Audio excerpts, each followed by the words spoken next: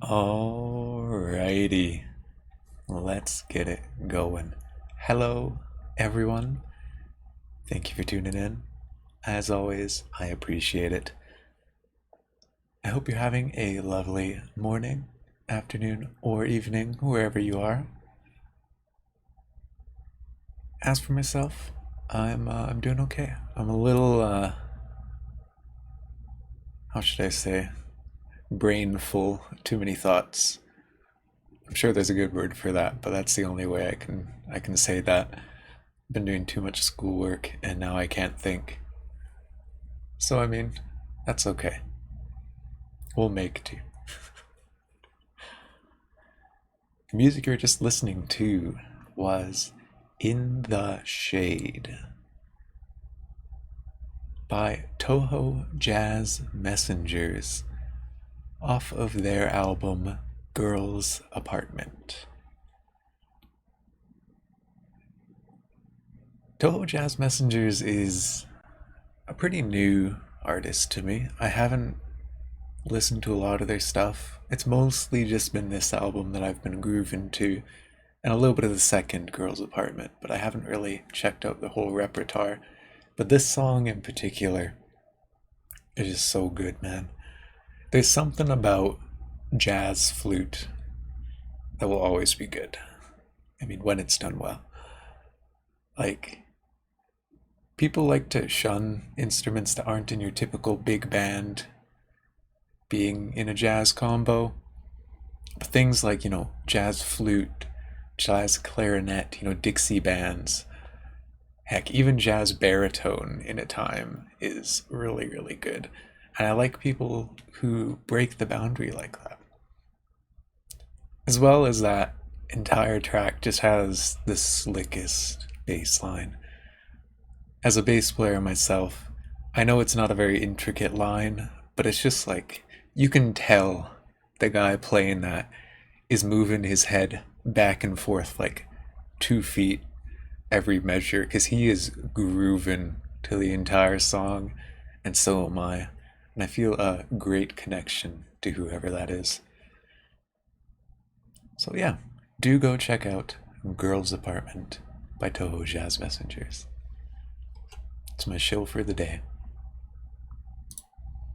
So, today, playing a little game called West of Loathing. If your Twitch says Final Fantasy XII, give it a little refresh. Brain full, too many thoughts, I forgot to update that.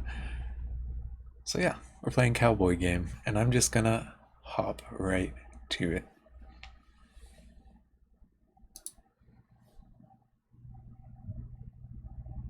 It updated? Good, good. I know sometimes Twitch is really bad about that and you'll go multiple hours without updating. And I know the VOD for this is going to be tagged as Final Fantasy XII, but it's okay. I'm not a professional.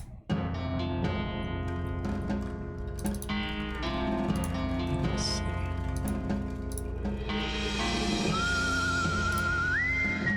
There we go. Oh, there is 2 flippers. I forgot to get rid of Mini-Me. Sayonara Mini-Me. There she go. Alright. Let's continue The Legend of Fozzie Barkley. I think where we left off last time is we went to the carnival and we got a quest. And it didn't save, did it? No? Did it? Okay, no, I'm just zoomed out. Okay. Oh, that scared me. I was used to the map looking like this, but it just looks like it's not full. So yeah, we got a quest here, I believe. Let's see what that leads us to. Your keen eyes detect a secluded cave in the near distance. Exploring it would definitely be a good use of your time. We'll come back there later.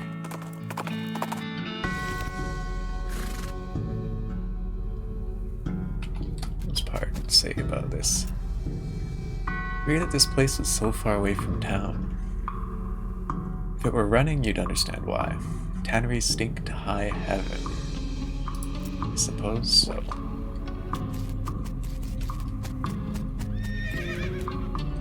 Sounds like there's a lot of fighting going on inside the tannery. Except instead of the regular fighting sounds you're used to, like shouting and gunfire and chairs being broken over people's back, you hear a lot of ghostly bellowing and shrill cackling laughter.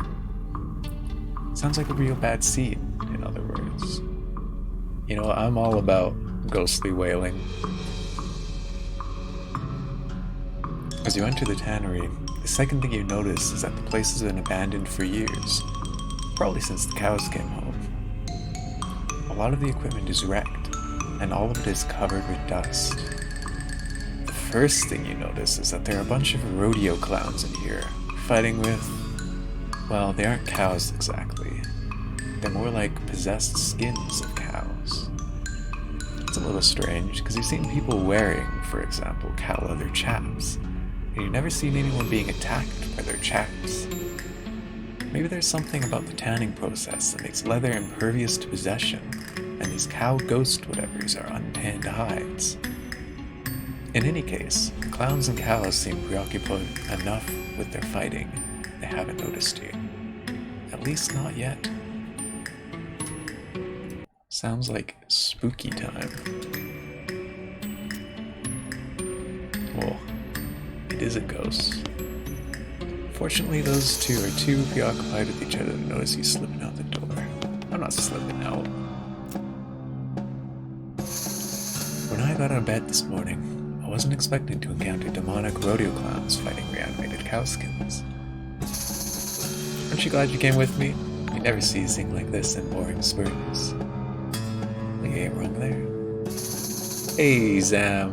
Thank you for the follow, man. Glad to see you around.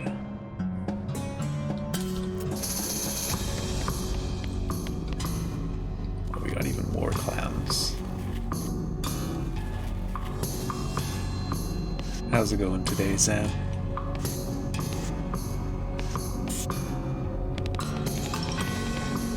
Store's locked, which is probably just as well considering the ruckus here on the other side of it. I can't remember what we were supposed to be doing here. Maybe my partner will tell me.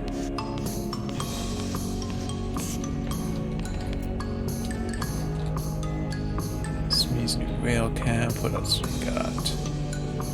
El Vibrato. Please tell you when you can open your eyes again. I'm sorry, but there's never going to be a point where there aren't any ghosts here.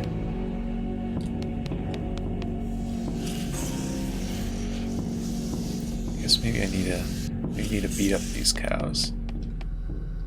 Your attempt to sneak up on the cows fails, assuming you were even sneaking and not just moseying over. The cows appear all too willing to add your face to the list of faces they hate, and turn their attention from the clowns, jump on this opportunity to get the jump on their ancient enemies. Let us join the fracas. We got cow buddies now. Let's beef up. We got give Farskin cow the old 1, 2, 3.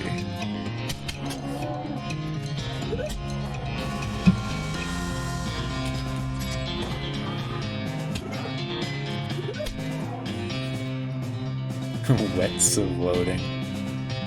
You're just about there, Fal. How's it going, Fally? You having a good day? I sure hope so. True to form, the clowns who were on your side in that fight betray you. Damned clowns. Let's see, 55, 59. I'll take a weak guy. Yeah, it's the typical clown do-si-do-he. It's going good. Just got done with D&D. Nice. How's your campaign? I feel like I should have heard of it now, but I don't know. Maybe I haven't been reading the Discord, or you just haven't posted about it. I don't know.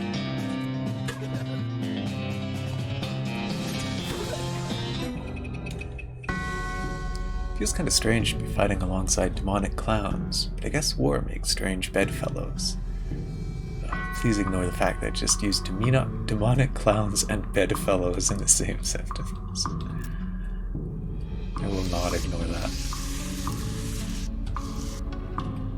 Seen as the makings of a real brawl. Not only does one of the clowns have a nasty look in his eye, nastier than typical I mean, but one of the possessed cowhides is stretched on a tanning frame, which makes it stronger somehow, I assume. It's a bard like a marketing guy. Oh right, I think I remember you talking about that. It's gotta be a fun character to play.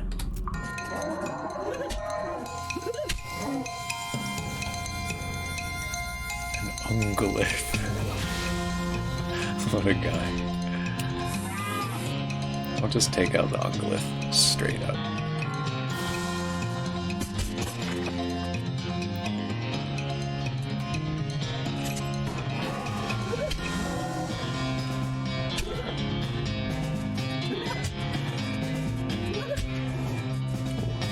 Back cloud's kind of buff.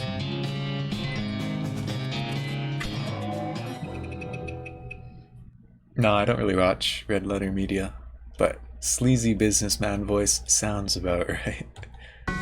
Buzzwords and business pitches. Okay, this one's the strong one. Ooh, and he's strong in the melee as well.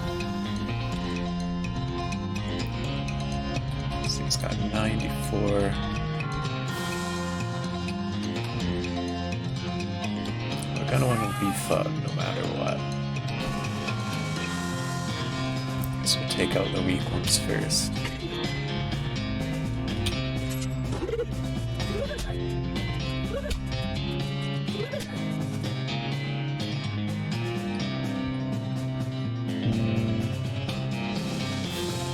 We can take it.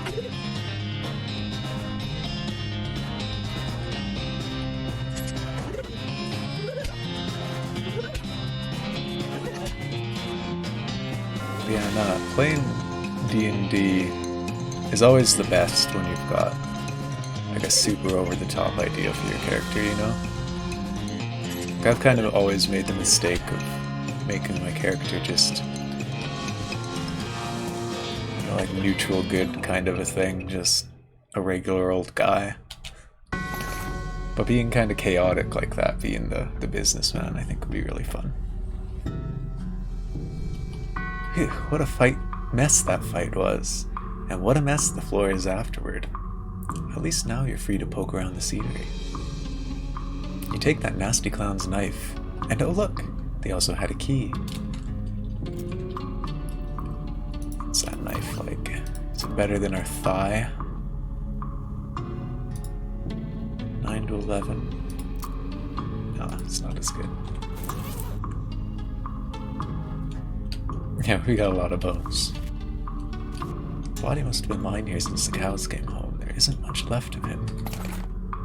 Let's poke around in the tattered shreds of his clothes and find an old key.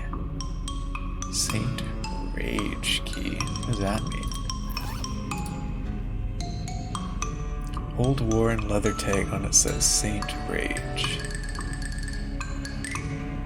I feel like it doesn't actually mean Saint Rage, something more like strange or something, you know?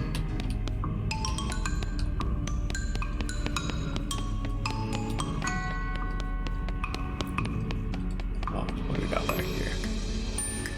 The store is locked, but the key you found on that clown looks like it'll probably fit. If you're sure you want to go out there. It sounds like one hell of a fight's happening. Oh boy, oh jeez. This is not a good situation to be in. Quickly hide behind some old tanned hides. Huh. Is that why they're called that? There are 3 clowns out here, each armed with a nasty looking knife. One of them's licking his knife. That sound makes you think maybe he's literally sharpening the blade on his tongue. They're facing down 2 of the stretched hide cows, and a monstrous thing that looks like an entire cow skeleton draped in flayed cow skin. I bet you lot think you're real clever, breaking through to the human plane. Do you think we wouldn't follow you? Move. you think you'd find a weapon here to use against us, or you're just trying to escape? What? You take that. So the clowns speak cow. I see. None of them seem to have noticed you. Looks like you could sneak back through the door if you're really careful. I mean, I kind of want to fight them, but at the same time, this seems kind of dangerous. I mean, 3 nasty clowns could probably take it. See if we can level up first, though. Oh, we can. We have 500. Let's see. If we could get some AP, that would be good.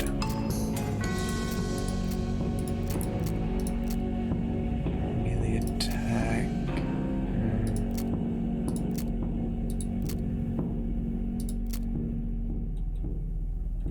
No, I think basically just boosting our muscles is going to be our best idea. Alright, let's take them on. When they see you, the clowns and cows stop hissing and mooing and posturing at each other. Hey, who the hell are you? Candy Grab? Uh-oh. Now's our chance. Get them. Wait, are we fighting both of them now?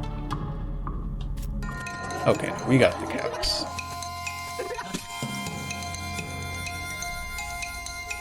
A powerful cow. He sure is powerful. Look at that wobble.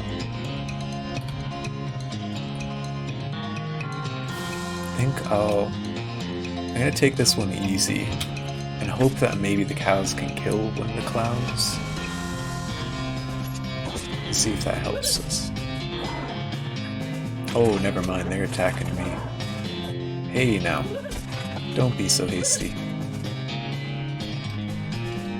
Okay, we need to heal up.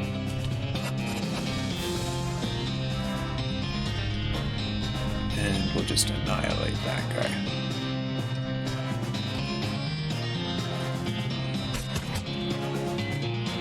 Yeah, I do have a bone. I got some guy's thigh bone that I'm using as my weapon.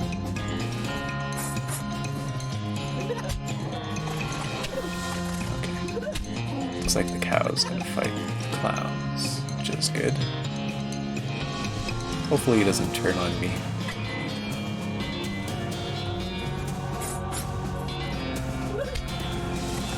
Ah, he does. Okay, so we are gonna want to kill him real quick.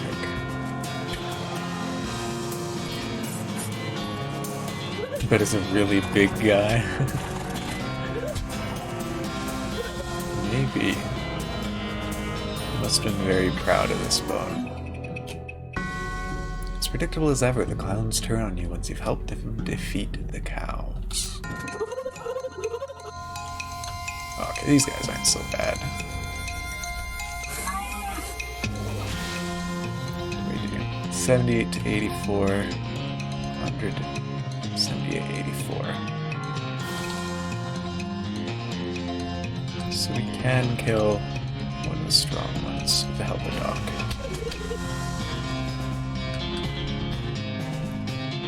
Yeah, just barely.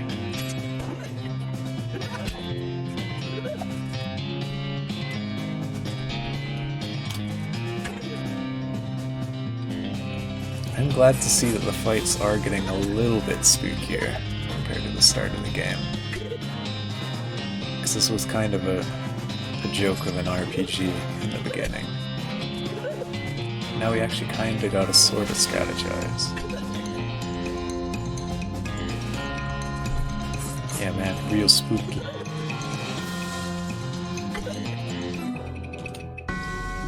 Phew. It's a good thing that the clowns hate cows more than they hate humans, or that fight could have gone way worse. Fortunately, it seems pretty unlikely that you run into any more animated leather-clad cow skeletons on your adventure. Right? That's foreboding. You approach the hide warily. Looks like it was too tan to be possessed. Oh, is this... That's what the other key was for. pile of loose boards. Build a crate. I mean, we have... Okay. You take the wood, build a crate out of it, and you open it to find things inside. That is wonderful. This guy back here hiding behind a barrel. He's not very good at hiding. Hello? Oh, thank God you aren't one of those horrible clowns. Nope. I'm Fozzie. Fozzie Barkley. I'm Grady Tanner. It's a good thing you arrived. Couldn't have held much longer. Are you actually a Tanner? Is that your surname? Well, what are you doing in here? Hiding. What I mean is, why are you hiding here? Because I don't want to die. Look, buddy, what's your story? Well, I was scavenging for tanning materials. Cow's bane ain't as easy to get hold of as it was in the old days. But while I was searching, those cows showed up, and then those clowns showed up, so I locked myself in here to hide. What's cow's bane? It's an herb used for tanning leather. Can't grow it in large batches anymore, because cows show up and wreck the place.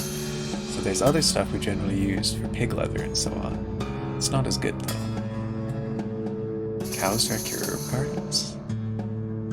Yeah. If you're growing more than about a flower pot's worth, they get wind of it somehow.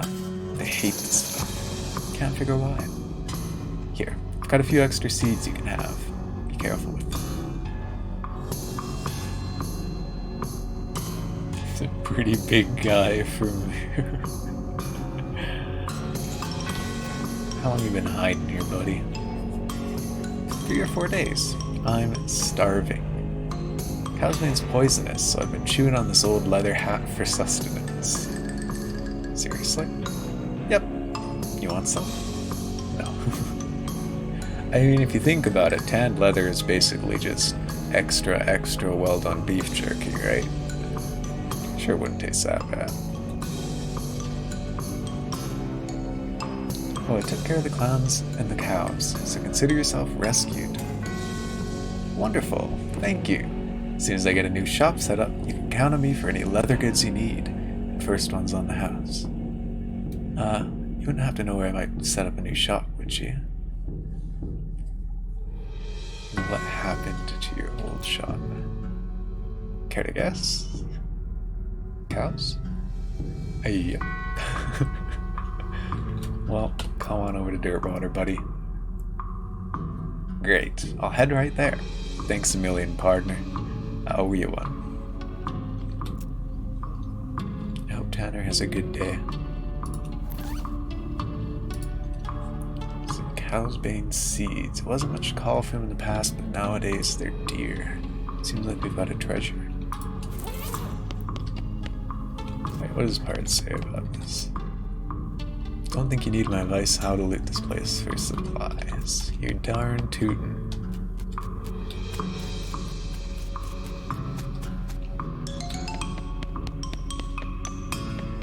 We'll go finish up the last fight, just for posterity.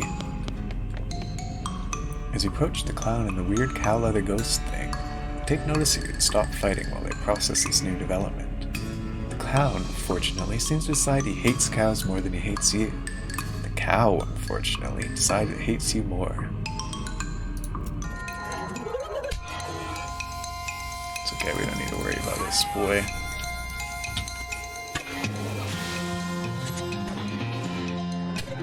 I thought he hated me more. Why is he hitting the clown?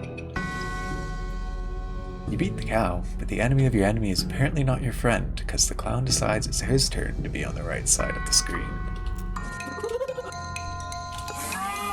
What a mistake that was. Well, that's one clown and one cow down. You hear a lot more fighting going on in the rest of the tannery, though, so that pat on the back will have to wait till later. Got it here. Besides the miscellaneous scraps and junk that naturally accumulate in toolboxes, find a handful of nails and a pair of sizable, sharp, and serious-looking scissors. That sounds handy. Designed specifically for cutting cowhide. I wonder if we could gather the cowhide from back here. Oops. No? Okay. Maybe if we fight a cow, we'll get his hide because of that.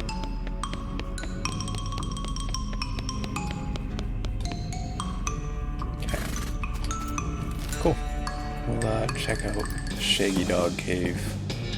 Your El Vibrato transponder starts making that bleeping noise. It means either treasure or a monster is nearby. Turns out to be a monster. Nuts. Fortunately, it doesn't seem to have noticed you. Let's get an El Vibrato construct. He doesn't stick out at all. I get El Vibrato scraps. Nice.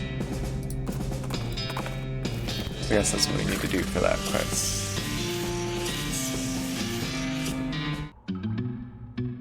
The El Vibrato questline's fun. I've heard, yeah. Tyler was saying it's kind of a wild ride. Boy, look at all those plaques on the wall. Think they're important? Probably not. But if you don't read them, you'll never know. There's a plaque bolted to the cave wall here. Record of the events, the expedition to and into Shaggy Dog Cave, November 1887. As recorded by Jim Plackwright. His name's a little spot on, isn't it?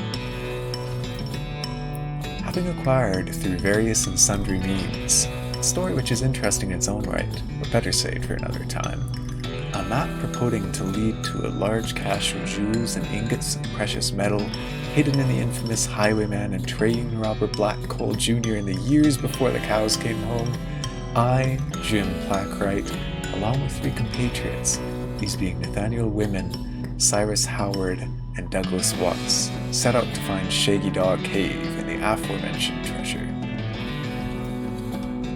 Some good writing.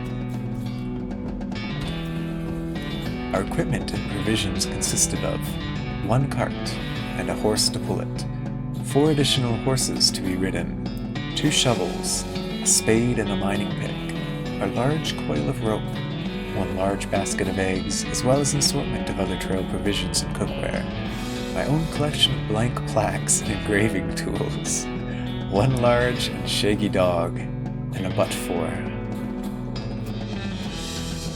What's a butt for? After traveling for 2.5 days to the south and east, we arrived at a small town named Dirtwater, largest settlement in the vicinity of Shaggy Dog Cave. Leaving the dog to watch the horses, the 4 of us entered the local saloon, and each ordered a beer, except Sai, who was satisfied with water.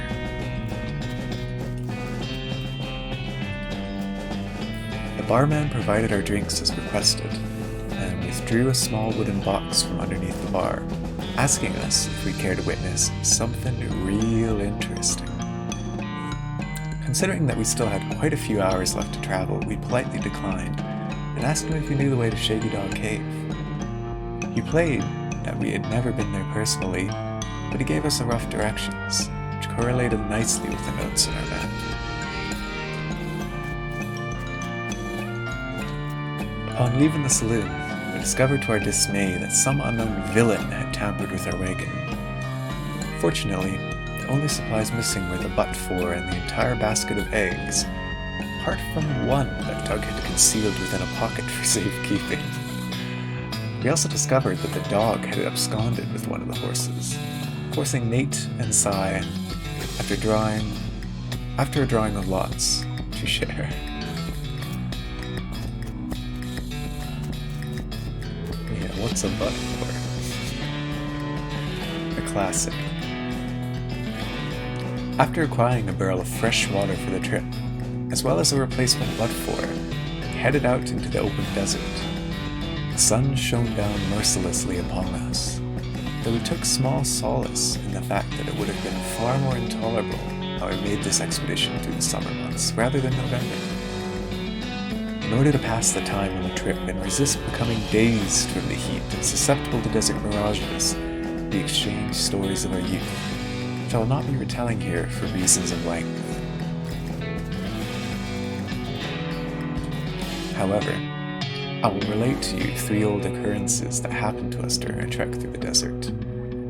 The first was 2 or 3 hours out of Dirtwater, when Nate noticed a glint of sunlight upon a metallic object partially buried in the sand. This was revealed to be a brass oil lamp of foreign design and manufacture, which fortuitously still contained a quantity of oil. Deciding this might come in handy, we stashed it in the wagon with our other tools. But for us for gaming. Probably, yeah. Yeehaw, how's it going, Tyler? Our next encounter was with a nomadic goblin tribesman, who we discovered spoke excellent English. He inquired as to our destination, and we replied that we were looking for Shaky Dog Cave, but we did not disclose the reason for our journey.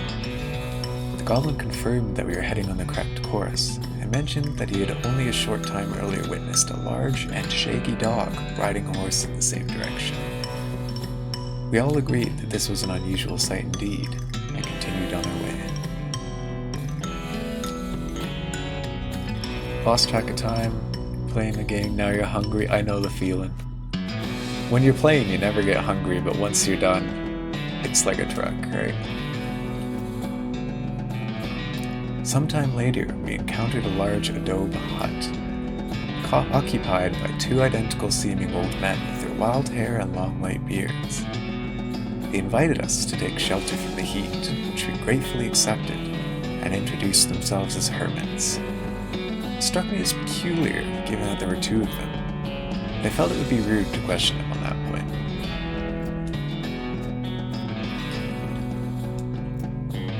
One of the hermits confirmed that we were near Shaky Dog Cave, and the other hermit confirmed that what his brother said was true. They also commented that they had seen a large and shaggy dog riding a horse in that direction. We all agreed that this was an unusual sight indeed. The hermits refreshed our water supply in exchange for our butt for it. We continued on the way, excited to finally be nearing our goal.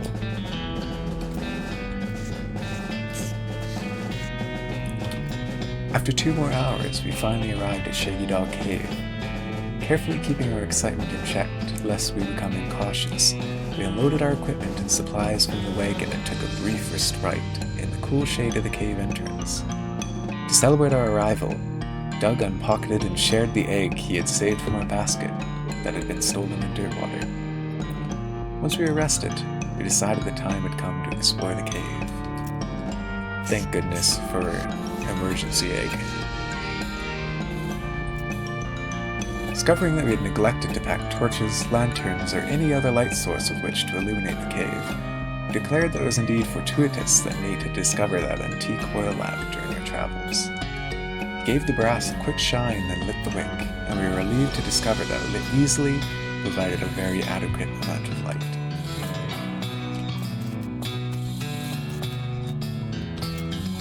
As we headed into the cave, we were further encouraged by the fact that the floor is quite even and easy to traverse, and there were no side passages which might cause us to become lost. Despite this, I resolved to hang a number of plaques to mark our progress through the cave, and engrave them with the tale of our journey, such that others who discovered the cave after us might be entertained and edified by our story. Thank you, Jim. Soon we came to the end of the tunnel. While Nate, Cy, and Doug took turns with the excavation, we completed the last of the aforementioned plaques. It was a matter of perhaps an hour before Cy's shovel struck a wooden surface with a hollow noise, and we hauled a traditionally styled treasure chest out of the hole with great excitement.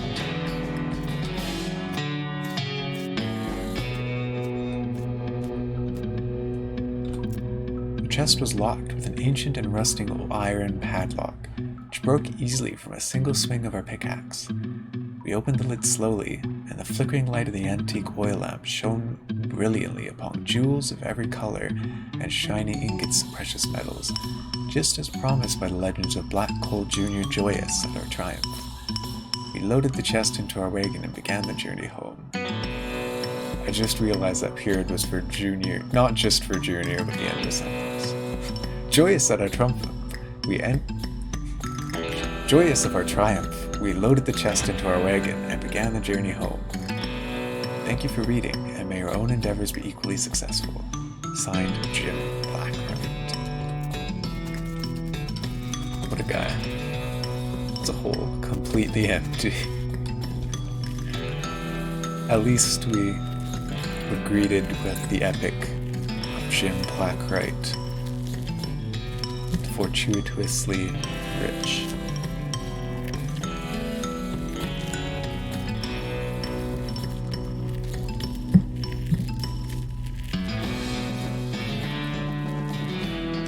This game really does have some pretty good writing, though. Like, obviously there was some, some jokes in there, but this was pretty good. Pretty solid story. The aristocrats. What? Never mind. I want to know what happened to their dog, though. They never mentioned finding him. He just kind of disappeared. Right. Let's turn to the circus. Spot a tombstone nestled into some pines near the trail. Dismount and approach it. Can't read the inscription because it's covered with pepperoni mold. We can.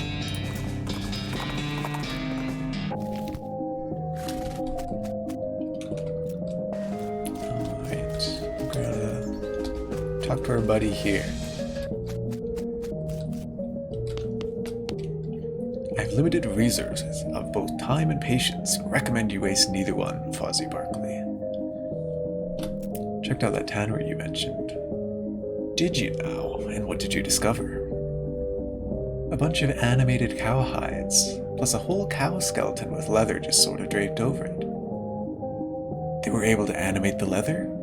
It's interesting, though not wholly unexpected. There's more to it. There's leather there that wasn't possessed, and we'd know if they could animate any old leather, because of people's hats and stuff.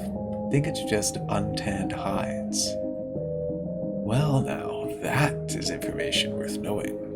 How nice it is when an arrangement works out to mutual benefit. There's more where that came from if you can tell me more about this tanning process. It's a plant called cow's bane. They use it in tanning leather. Apparently the cows hate it and attack anyone growing it. Fascinating. This is valuable information indeed. If you can provide me with a sample or even a supply, I'll reward you handsomely. Sure. You hesitate. Barnaby Bob will surely give you a lot of meat for these seeds, but depending on your priorities, there might be better uses for them. That's a good point.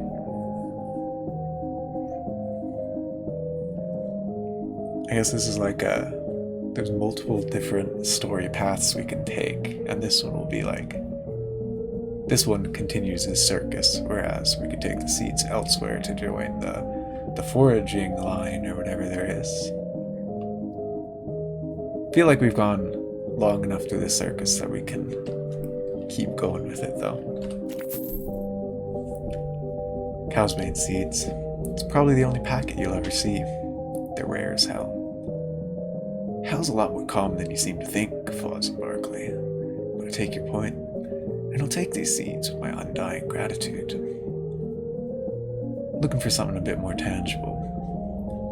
Barnaby Bob chuckles and pulls a sack out of his desk, and he looks at you impatiently. Got me another quest? No. Alright. I hope Bob Barkley has a good time.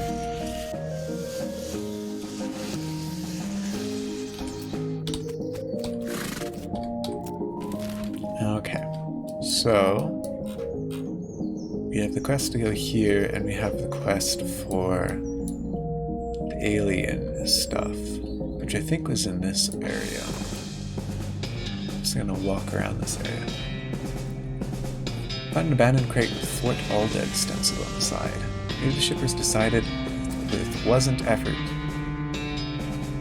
Maybe the shippers decided with wasn't worth the effort, considering.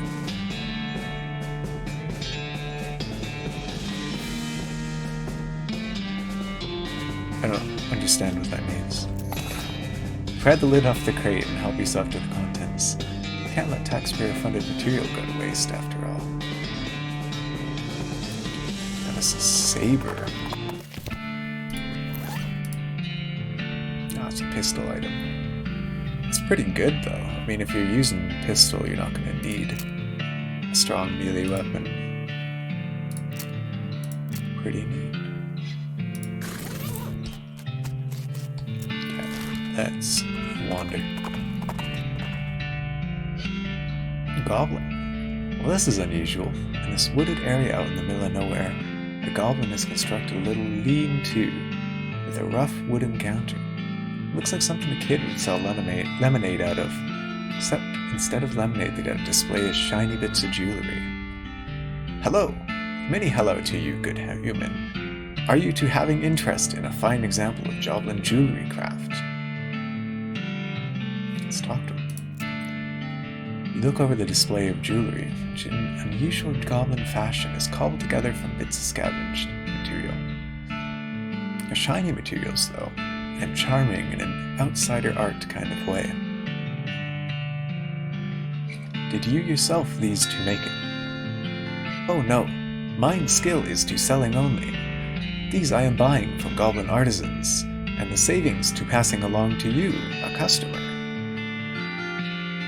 He's a joblin, exactly. Goblin with a job. On closer inspection, most of the jewelry on offer is rubbish. You do spot a few rings that are rather nice looking. The goblin notices your interest. Rings are 100 meat for buying. Let's get the tough looking ring. A ring of nails. Thanks, buddy.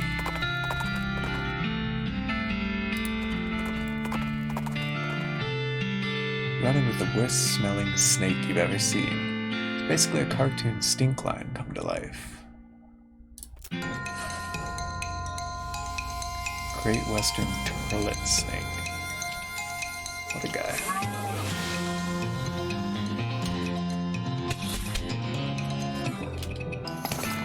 Good thing it wasn't as strong as it smelled. You elect not to keep the skin from this one. Smart.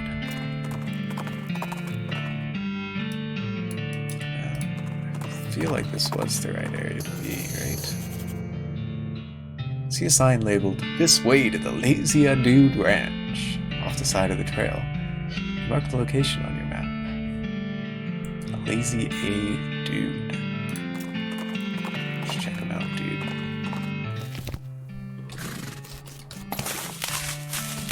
So somebody's been washing ferrets in this thing. Yuck. On the ranch punch. Cool. Hey, like, howdy. Selling herbal remedies. Care to buy? What kind of herbal remedies? Kind that are gifted to us by Gaia, without any interference from human hands. So, weeds? That's a derogatory term created by the man. But yeah, basically. Why not? Hey, groovy. That do? It doesn't do anything. It's a little pile of random dried weeds folded up in a sachet of paper. Garbage stored in garbage, essentially. Well, let's eat it. Take the remedy and maybe you feel a little better? It's hard to tell, really. No, actually, you're pretty sure it did nothing.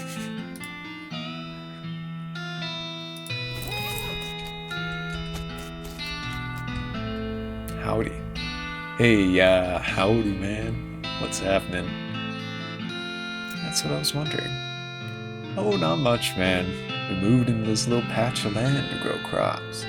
Then we decided it's more natural just to let Gaia grow whatever she wants, right? I bet that's a lot easier, too. Right on, man. Neat. Where'd you get that hat? Oh, this friend of mine made it, man. Forget which one. What will you take for it? Well, I'm thinking of trying a new style, man. Maybe like one of those hats the army guys used to wear back in the day. Like, it's kind of an ironic statement, man. There's no fort over yonder that way. Swap you if you can find one of those, man. May as well. Nice, man. Barter is like commerce, man. Except natural. Can you dig it? Yeah, groovy. What do we got here? 4 muscle. Sweet. We get a new head sack. This hat is more like a sack woven from red, gold, and green wool. Is that something out of a dream? Oh yeah. We stylin'. Howdy, I'm Fozzie. I'm Louise. Louise Lathrop.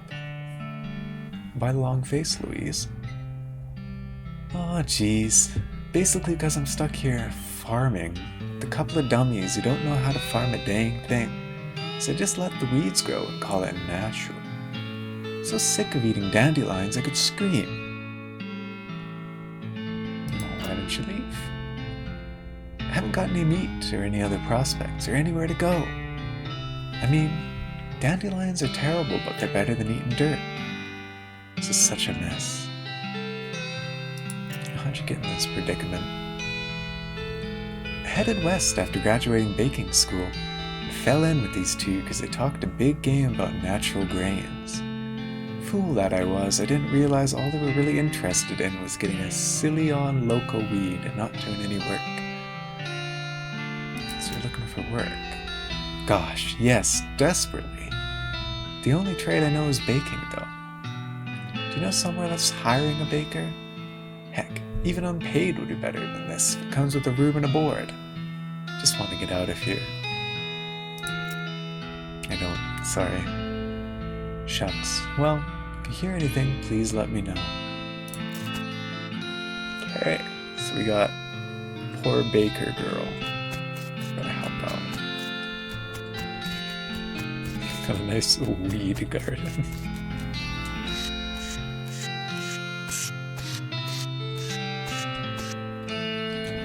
Howdy again. So I guess we'll have to remember that. Come back when we find an opening.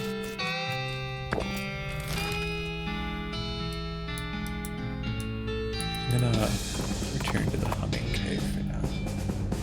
El vibrato transponder thingy starts bleeping at you like hot and cold with it till you find a weird looking crate hidden behind some rocks. Fumble around the outside of the crate until you find a bit that makes the lid slide open when you push it. Scraps and a punch card and in parentheses, complicated. Oh boy. Is it puzzle time? I think we need one more scrap, right? 5 chunks of El vibrato, yeah. Just gotta find one more around here somewhere. A loud thwack noise derives your attention, and you follow the sound to a man in a once white apron, who's butchering a big horned sheep or some other large desert animal with an oversized and heavy-looking meat cleaver. As he's hauling the implement up to his shoulders for another blow, catches sight of you and hisses with a wild look in his eye. Who's there? Don't test me, boy. I'll chop you up like this goat or whatever it is. Oh, I want to show him how it's done, but we can't. Let's beat him up.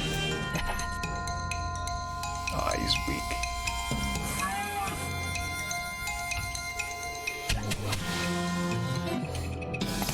You want?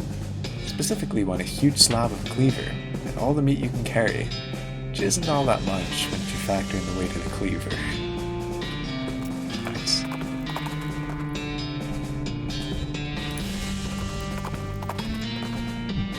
Oh, El vibrato believes. You follow the signal, because of course you do. Why wouldn't you? One reason why you might not is it's led you to a hulking robot that could easily pound you into scrap. Let's go. Nice. Give me a quick 1, 2, 3. Congratulations! Successfully destroyed a priceless ancient relic of a bygone and forgotten age. Cool. Let's see. I have to head back to Professor.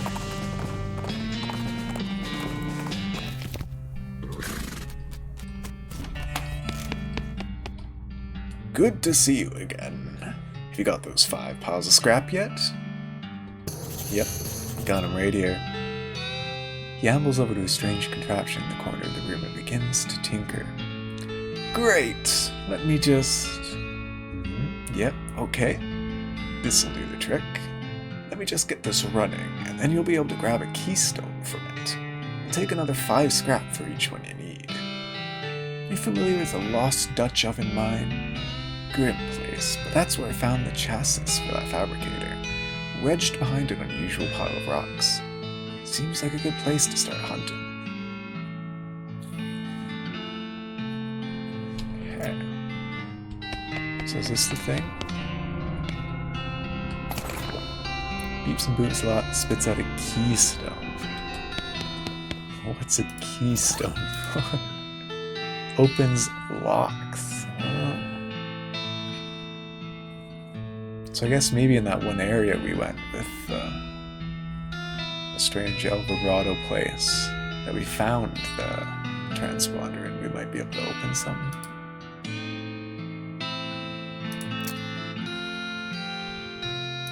Let's just do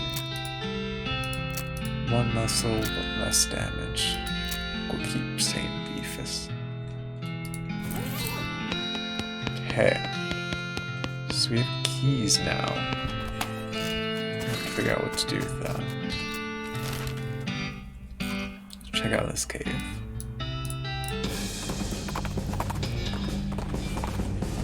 Find a little liquor cabinet standing in the woods. Maybe there used to be a house around it. Try opening it and find it to be locked. It's probably why it didn't get stolen by whoever stole the walls. Help yourself to liquor. Bunch of decent liquor.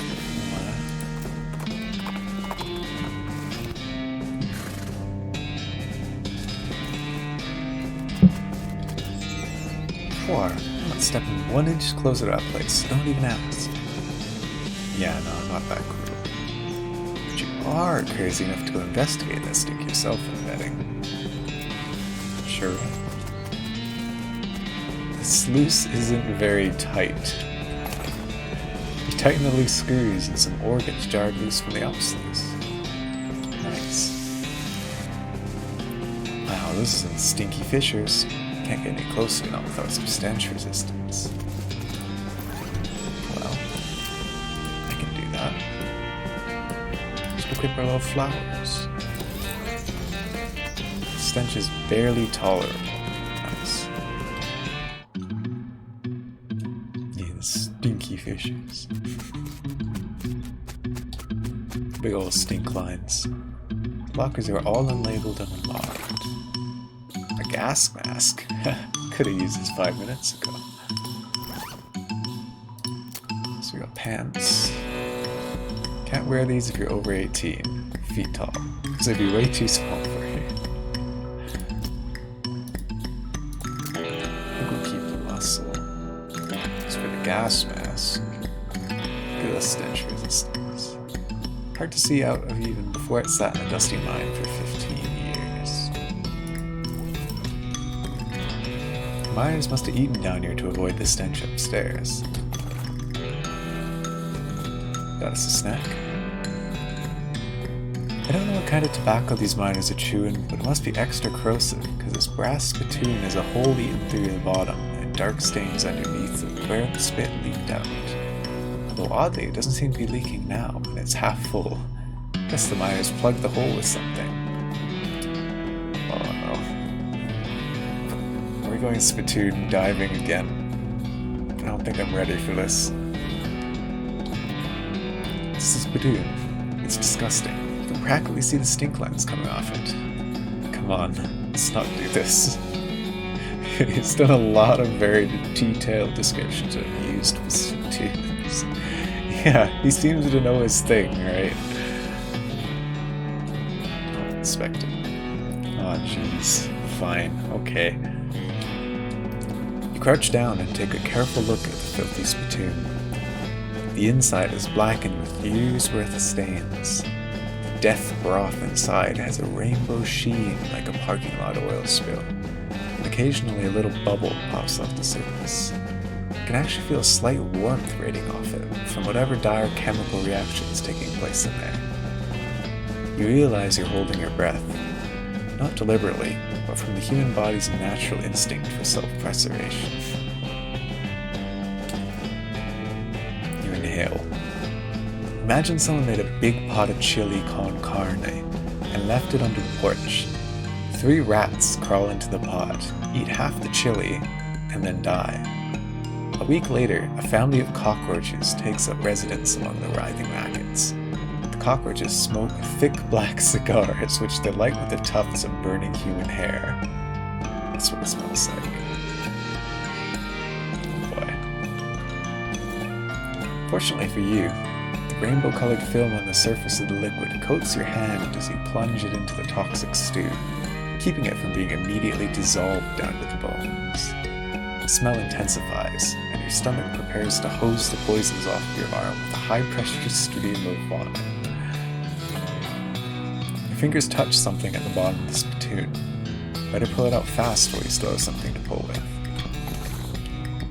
You pull the world's most disgusting pair of pants out of the spittoon, and jump back as the hole at the spittoon's bottom, now unplugged, begins to leak steaming filth. Congratulations. You're now the proud owner of the worst object I've ever been paid to think about, narrowly defeating a leather bondage harness made from the skin of a clown. Hooray. 2 armor, 2 speed, huh? His pants look and smell like they're used to line the bottom of a leaky spittoon, and there's a very good reason for that.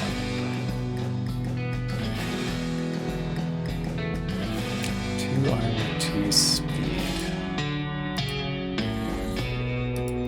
I feel like the 3 muscles just outbeat all of that. Thermos of spiked coffee, smelling salts, and a sulfur match. That doesn't seem very safe. I've got a match. Your face in the face of somebody who owns at least 1 matchstick. Ignites flammable things. That could be fun. Still worth, yeah. We gotta get all of that deep spittoon lore. Elevator mechanism's all rusty. You lubricate the elevator liberally. Here we go.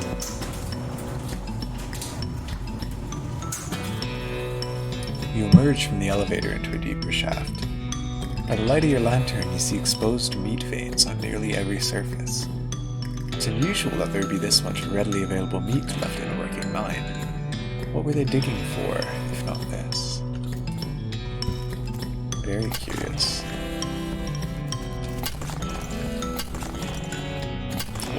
Look at this guy go. He's wildin'. This guy's totally out of it.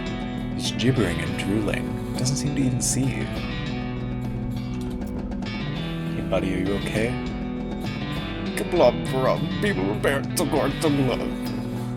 Uh-huh. You wave your hand in front of his face, but he doesn't react at all. What a guy. Bunch of broken supplies. Someone's digging with his helmet. Looks like the miner died trying to dig deeper with his hands.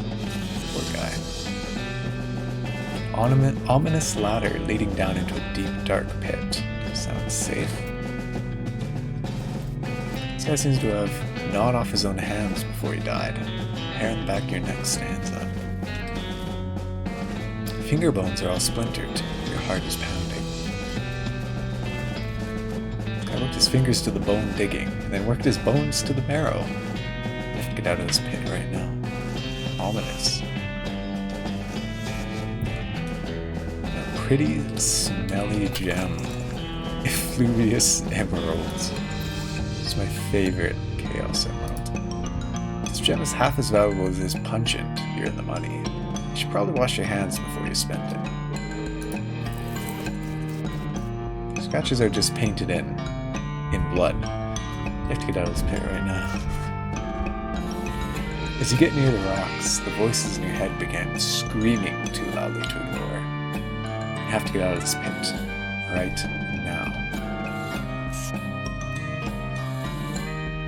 Why? I want to see the rocks. Gouged marks are dark with blood. You have to get out of this pit right now. Little bits of fingernail. Oh boy.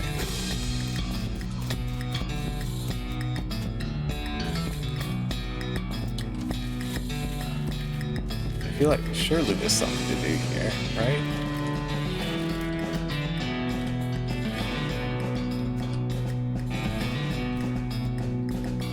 Okay, we came back this time. This pile was pretty obviously made on purpose. Closer inspection reveals that the stones are mortared together. What could be hidden in here? Oh, move it by hand. You sure moved them. There's a trapezoidal piece missing from this weird crossbar. Good thing we got a key. Insert the keystone in the crossbar. Snake. Bend over to examine the device and accidentally stub your toe on it. It hurts, but the box moves. It must be lighter than it looks. Grab the device. The professor will want to see this. It says, "Nok hokro pacha nonokbe seviskom kolacho bukazkeve." I see. Oh no, you learned the alphabrato word for toilet. Oh boy. Oh, and this one needs a key. I see. Monolith is dark. Machine is dark. Circular hole. No keyhole or handles, so I guess I gotta power this up somehow to open the door. Strange device has 3 buttons on top of it. 1, 2, or 3. Feel an affinity with number 2. These things aren't friendly. Neither am I.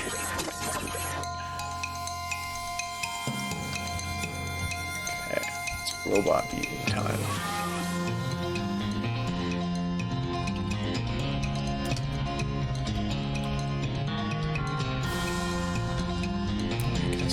We're just doing real 1, 2, 3.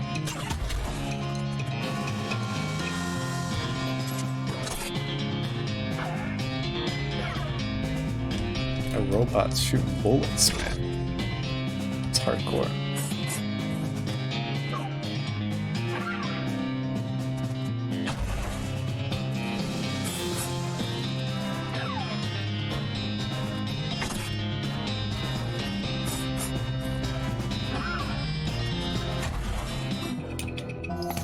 Easy come, easy go. Got us 2 scrap. This is maybe a good place to farm scraps. 1 gives us 1 dude.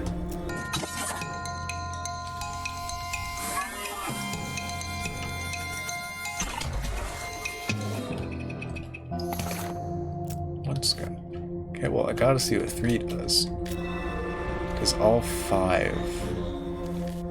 I don't know if I can take 5 of them. Maybe I'll reset the room and come back to fight 2. Because I'm thinking we just need scrap to get another key.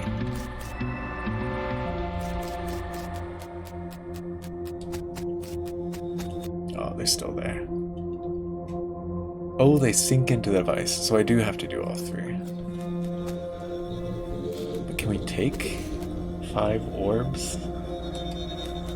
Maybe let's buff up a bit.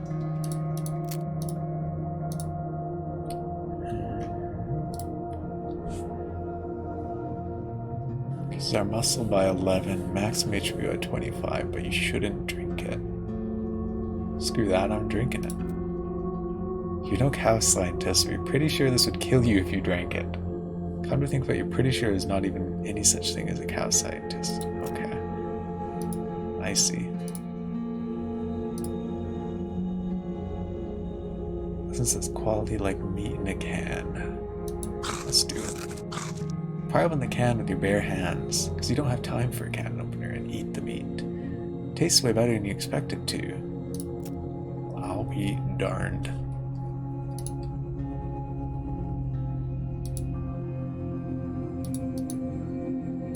Now, let's see two things. Let's get the beefsteak going too.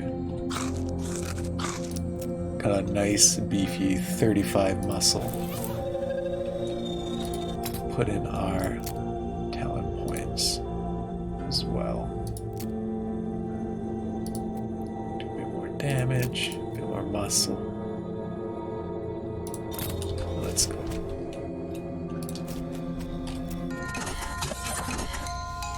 Okay. This one's extra beefy. It's got 92.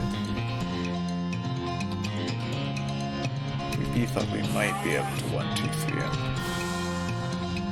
Oh yeah.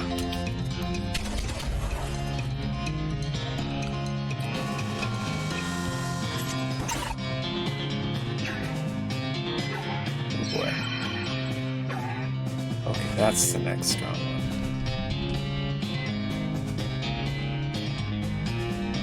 Not gonna be able to kill him outright, huh?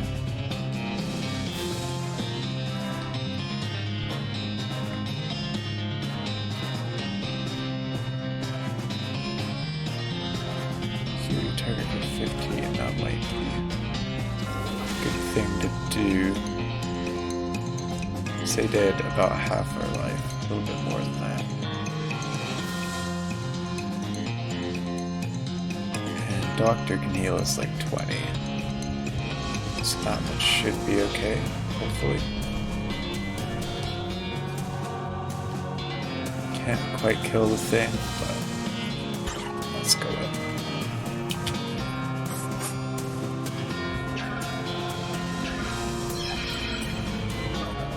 Yikes.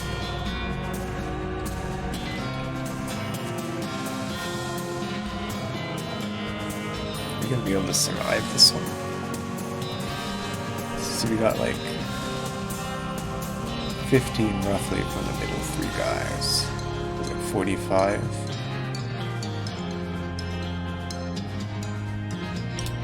I'm gonna try it. I'm feeling lucky. We have another med kit too. That should be enough. Beat this guy to dust. Get a heal out. We got another 2. 16, 16, 18. That is 50. How much HP we have? 35. So we don't necessarily need to heal. We cannot, however, kill anything right now.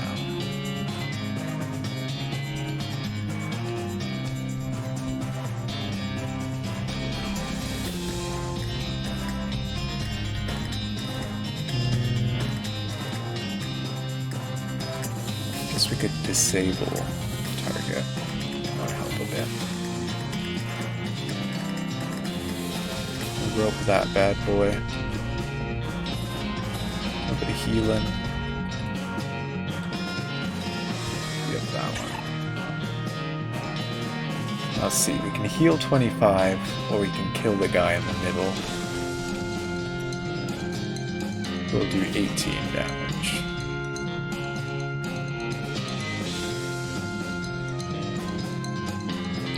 Might be worth it to kill him. Okay. Well, if we get a good roll of the dice here, this guy's dead. Nah.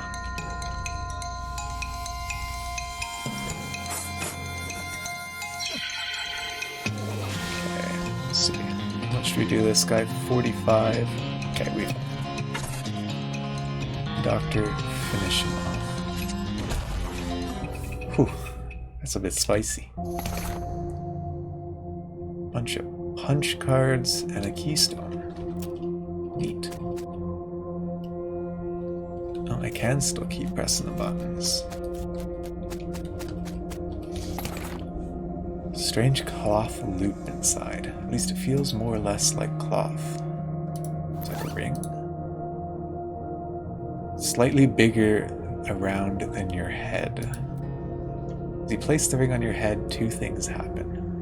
One is that it begins humming and shimmering in the weird way El vibrato things shimmer. And the other is that you suddenly feel as if you put earplugs in your brain. Your thoughts get weirdly quiet. All I'll say is weird. And not entirely pleasant. You take off the headband.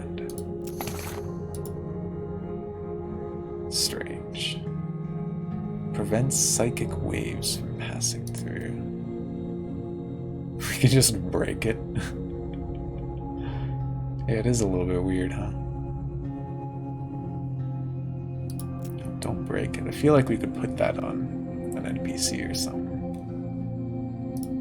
I just realized we never did. Oh, +6 muscle. We're taking that goblin ring from before.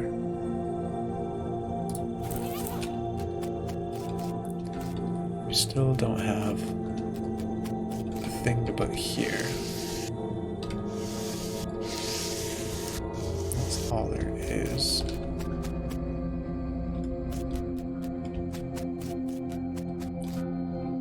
So we need to find some sort of circular key to bring back here. Ohio State University. Big Ohio State University to you, Philly. How's it going, my man?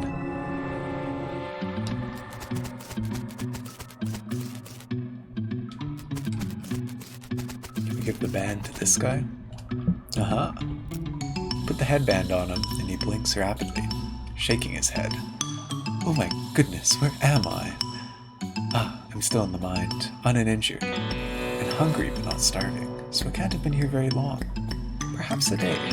Good, good. Well, I must have you to thank, friend. Howdy. Feeling better? I should say so. Thank you for outfitting me with this remarkable device. Don't mention it. What's your name? Murray Morris. Excavator of the unknown and purveyor of mysteries. Fancy. Brings you to this mine.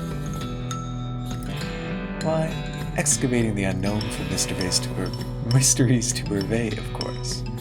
Or at least attempting to. I must admit that until you put this device on me, I was quite overcome.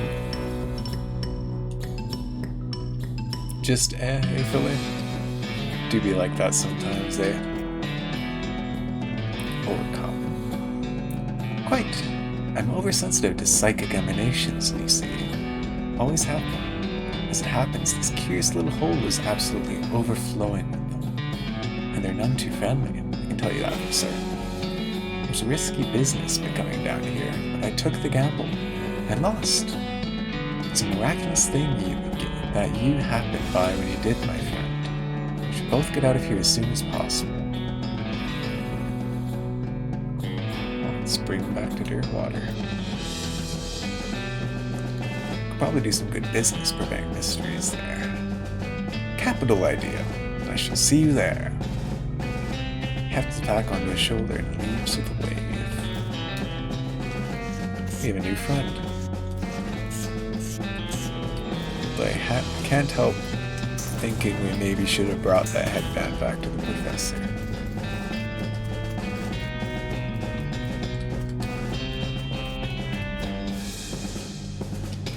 We can unequip our flowers now. Probably would have helped with that fight if we did that before. Yo, Laurel live with the raid. Thank you so much, man. Welcome, raiders. How are we doing today? Hello, eat your heart out. Hello, Laurel. How's it going? What were you streaming today, Laura? Playing West of Loathing? Yep, you know it. Getting real cowboy hours going. Playing League? Nice. Get many W's? As you're riding towards your destination, pass by a building in which a barn dance is happening. Guess that makes it a barn. People inside seem to be having a pretty good time. Let's join in. You mosey in and have a grand old time at the barn dance. Even learn a few new moves. Most of the moves involve pretending to reel somebody in from across the dance floor with a lasso. But still, they're new moves. Doing great, glad to hear it, Heat. Let's see, where are our new friends? I guess we did have that guy who opened up a shop, didn't he? Yeah, Grady. And Murray's here too. Cool. Well, hey there, Fozzie. Welcome to my shop. Looks like you've gotten yourself set up pretty nicely. Sure have. Here, let me give you a little something as thanks for helping me out. Have a sharpening strop on the house. Thanks. Just let me know if there's anything else I can do for you. Hey Grady, I noticed you've got a new neighbor. Yeah, they're giving me a bulk discount on little magical charms, so I can make bandoliers with little magical charms on them. Hey, Annie DeVito, thank you for the follow. I'd appreciate it. Okay, what can we get from this guy? A bunch of pistol stuff, hey. Oh, and melee. We can sharpen our weapon too. Cool. Yo, eat your heart out too, man. Thank you. Have a really calming voice. No, that doesn't sound weird at all. I get that a lot, honestly. I don't quite get it, but you know what? I'm happy to hear it. I think these might be better than what we're wearing. Let me see. We got 3 muscle. We got 5 melee attack, 2 armor. What exactly does a muscle do? Let's see. Doesn't quite say. I think we'll take it. It'll work a little harder than usual just to move around in these things. It makes you pretty belligerent. That's okay.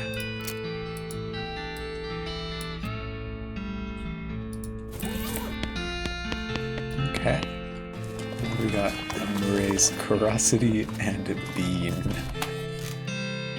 Oh boy. Well, hello again. Thank you for telling me about this town, my friend. It's a marvelous location. It's 2 good turns you've done me. Ah, don't mention it. Speaking of which, here's your curious headband back. Fortune willing, I won't be needing it again. No more gambles like that for me. Ooh, do you know anything about ley lines? Isn't that about the necromancer quest? Why certainly. Knowledge of the local ley lines has proven invaluable to me in locating certain of my merchandise. What do you need to know? Well, I'm trying to, you know, it's probably safer for you if I don't tell you the details. Sounds like you're onto something tasty. But that's a good instinct you have there. Always be circumspect when playing with fire, my friend. I'll give you a quick Ley Lines 101 Intro to Magical Conduits. It should get you started. Murray grabs a sheet of paper and draws a series of curved, intersecting lines on it, while explaining what they are and how they relate to the local geography and magical forces and so on. Most of it goes over your head, but you think you got the basics. Thanks, buddy. Why is it so dark in here? Atmosphere, my friend. I sell mysteries, things which cannot be properly explained in the cold light of day. Why not? Well, it wouldn't be any fun. He's got a point. There's your merchandise. In a locked case behind me. These are things that must be kept from prying eyes and unprepared minds. And thieving hands? Well, that goes without saying. What do you got for me? All-purpose beans? Can serve any purpose if you're a master chef. Where are you at, Gordon Ramsay? Tell me what you can do with these beans. Mixed beans not in the sense it contains every type of bean, but its sense that every bean it contains is a mix of every type of bean.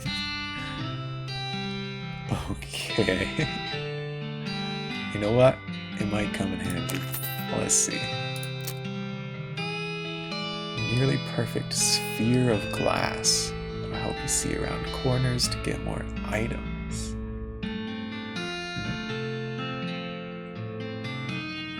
The idea of it being a sphere makes me think of that circular Elgato place.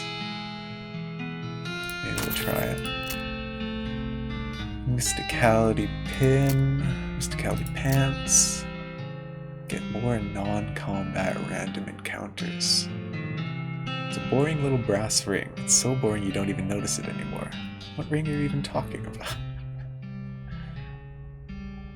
Okay. That could be handy if we're trying to, like, fill out the map later on. Omni beans, pretty much. Okay, I think those are the only people we got. Cool. Return from game finishing and lunch making. Welcome back, my dude. How was your lunch? What did you eat?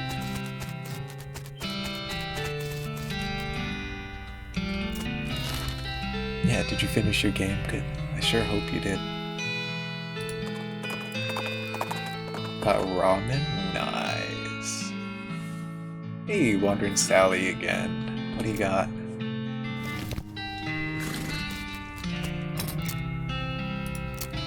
A blank postcard. Guess we can call back home to Mom. Apple's cheap as, why not? All of this is really cheap, honestly.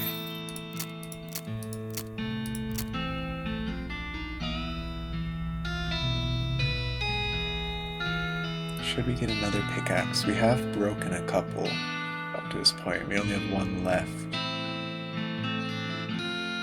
How to use a guide, but you still finished it? That's okay. Some games are really meant to be played with a guide, I feel.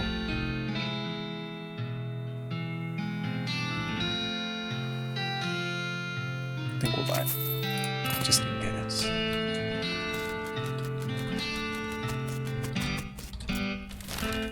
Alright, where were we going? Professor.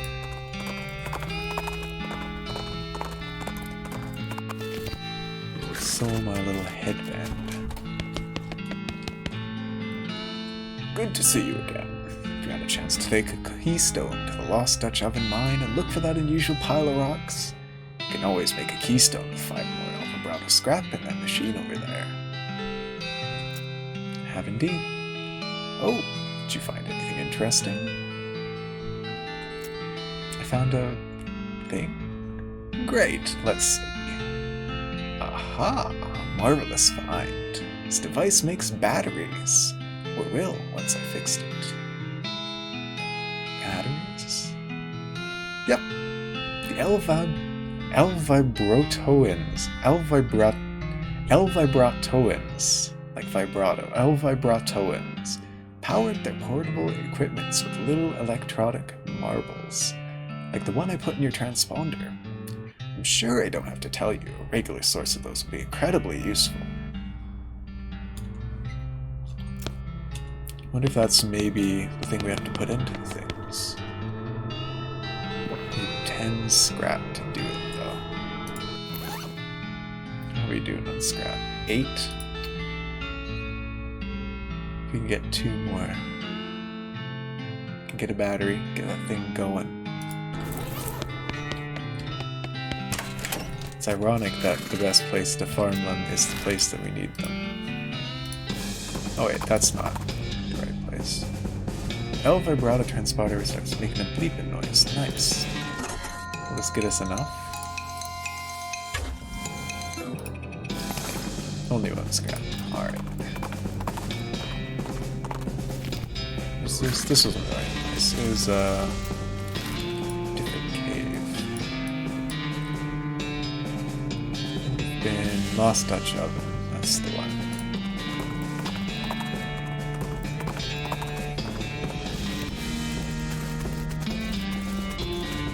Alright, we need our stench resistance.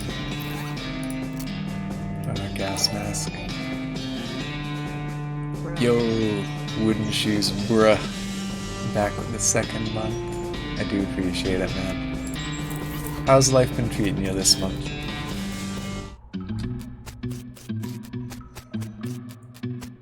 It's a weird reminder getting second month subs now that I've been streaming that long. You lost your founder badge. No, you still got it. It just might have not shown up until it updated your subscription. I didn't realize you could even lose it, honestly. I thought it was as long as you were the first 10 or whatever people to do it.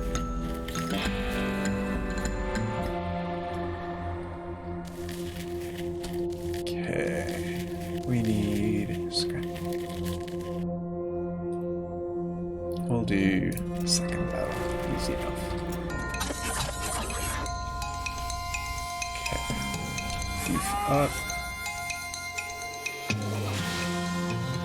Did I disable internet amulet so we can find a new one? Yeah, I actually made one and uploaded a few days ago, but Twitch hasn't responded, which is weird. But there is one in the works with the new model, which I'm hoping looks just as good as the other one.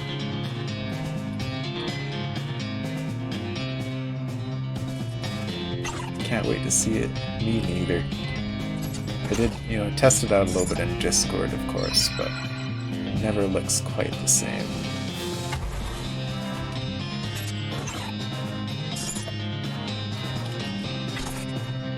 Oh, it's got one health. What a guy.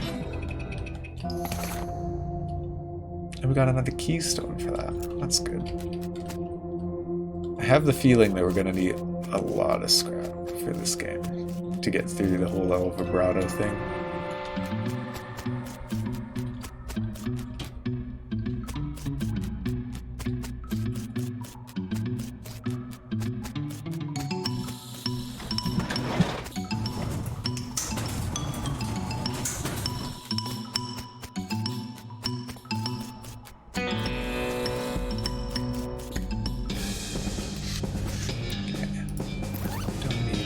Gas mask anymore. Let's get our Ross demand going. Back to Professor Ringo. Back and forth along the whole countryside. A nearby hissing sound alerts you to the presence of a snake, or at least something that sounds like a snake, which turns out to be a goblin cooking flapjacks on a flat and baking hot rock. The grayish batter sizzles as the goblin pours out some more. Then they look up and give you a surprised look. Hey, what? What? A human? Hey. What you doing out here, you? You two thieving flapjacks, maybe? Nope. Be calm. I will not jack your flaps. Did I say that wrong? I will not flap your jock jams to flapping. Please. What you two want? Of course we gotta demand flapjacks. If there's any game that asks if you want to demand flapjacks, that's always the correct answer. Your flapjacks. You're giving them at me, I demand it. Flap you. Did he say jock jams? Did he? He did, jock jams. That's a different thing. What? You not to jam flapping? We're just saying now. The agreement, I to altering. I love that. To praying you that I not to altering it further. Just to taking and going away. Okay, that's good. We got our flap checks. Muscle at 5, decrease your moxie by 5. That's a pretty good trade. We're basically 0 moxie already.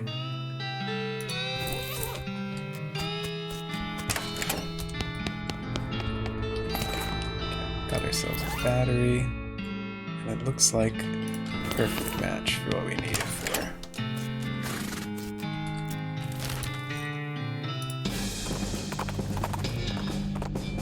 With a shout, or more of a loud hiss, a skeleton leaps at you from the underbrush. She's wearing a cavalry hat and has a cavalry saber, but isn't riding a cavalry horse, which I'm pretty sure is the main thing that differentiates cavalry from infantry, if not the only thing.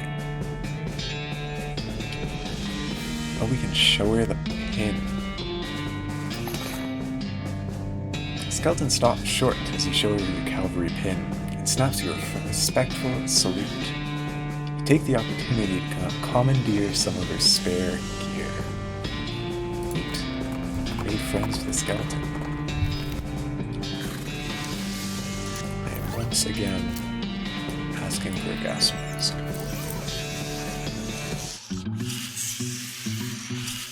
Needs to be a quicker way to get down here, I feel.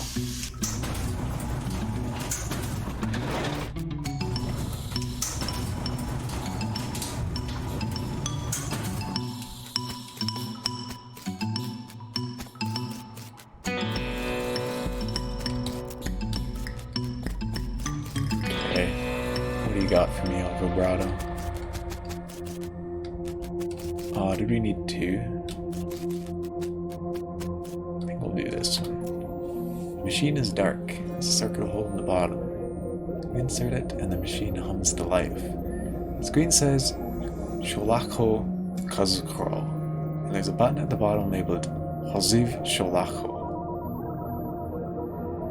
So it's like something control and then activate something, I assume.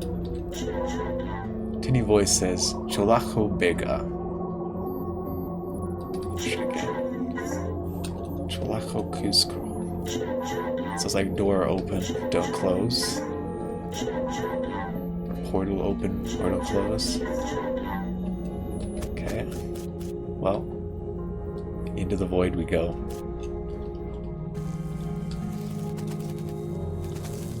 Machine on this side of that weird transport thing is busted. PC art's pretty obviously broken. Big cylinder on top of this big rectangle. A nice rectangle. Very heavy 2-foot-long cylinder. Glowing letters read Nochokro Paka Nonokbe Zevezson Kuzkro. Very old cave-in. What's the lore, man? I swear if there's a whole language system behind this. This one said something different than the other side. Okay. Back to the professor we go. Although, maybe we should grab some scraps while we're here, because we're probably gonna need it.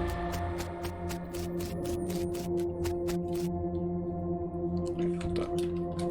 Let's re-equip our hat back on. Just so we can fight more efficiently.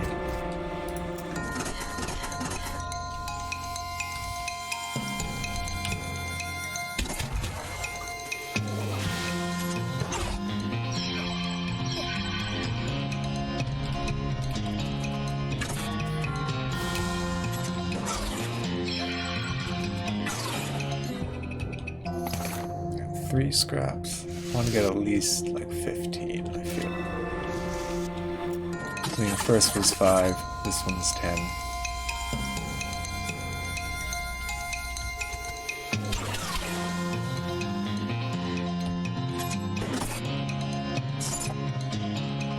Neither are you.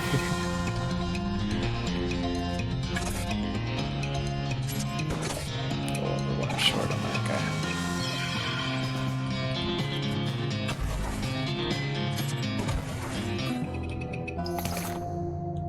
Let's see, how are we doing on scrap? 6. Let's keep it going. A little bit of grinding never hurts. In fact, it more than often helps.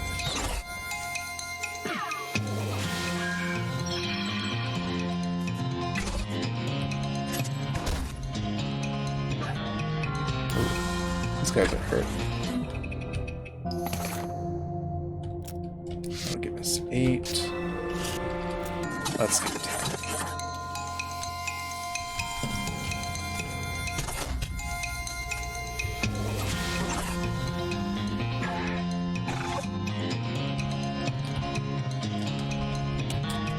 Oh shoot, it defaulted my target back to that guy.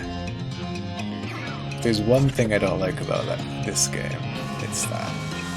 Like, you know, see I'm targeting a little hexagon frontier, and I change what skill I'm using. And now it defaults to this guy. So it's kinda clunky, doesn't always seem to work. But I can forgive it. Got a keystone too. That'll be enough. Let's go.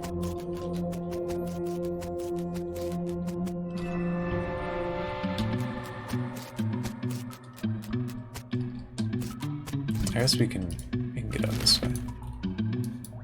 Don't need to walk all the way out.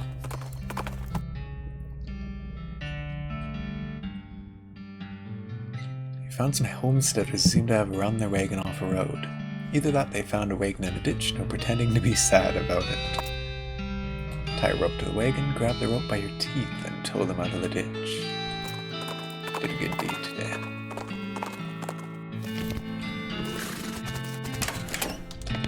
Come back, Professor. Wait, he's concentrating. I can't show him our cylinder.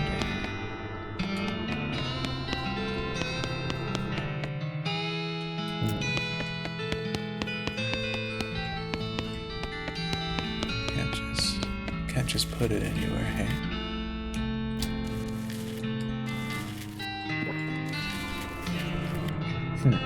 I guess we'll take a battery then, just so we've got one handy.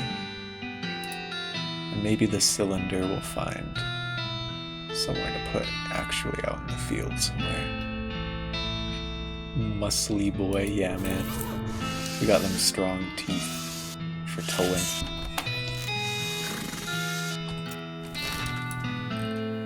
Okay, well, guess it's high time we go west.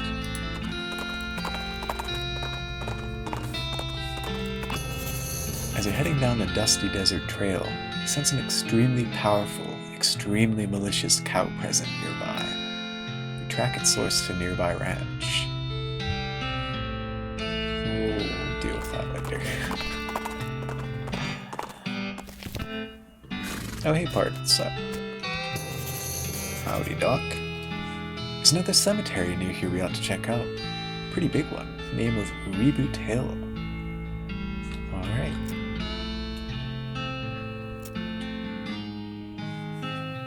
Okay. Train stopped again. We'd love to see it. Good old Cleveland elephant. This guy stopped messing with his watch and started eating jelly beans. Oh, what you got there? Jelly beans? Hey, yep. Can I have one? Nope. Please? Nope. Get your own. Well, where'd you get them? A little ways south of here. A fella named Roy Bean. Discovered a location of Roy Bean's House of Justice and Jelly Beans. I think I'm gonna like this Roy fellow. Howdy, boss. Howdy, Smee. Stuck again? Yep. Got ourselves one hell of a canyon to get across, and no materials for bridge build. Well, any ideas? There's an old mine uptown up north called Breadwood. They opened a lumber camp after the mines dried up. If you can fix a deal with them for the lumber we need, I can handle the engineering side of things. Okay, where is it? Over here. Of course, anything you can find to find a bridge out is fine by me. That seems like the simplest option. So we need a year's supply of wood. Is that what's going on here? It's one of those pay telescopes for tourists. It's designed by a promising young artist named Edvard Munch. Look through the telescope at the big canyon. It sure is big. It'll take quite a bridge to get across the thing, that's for sure. Okay, very informative.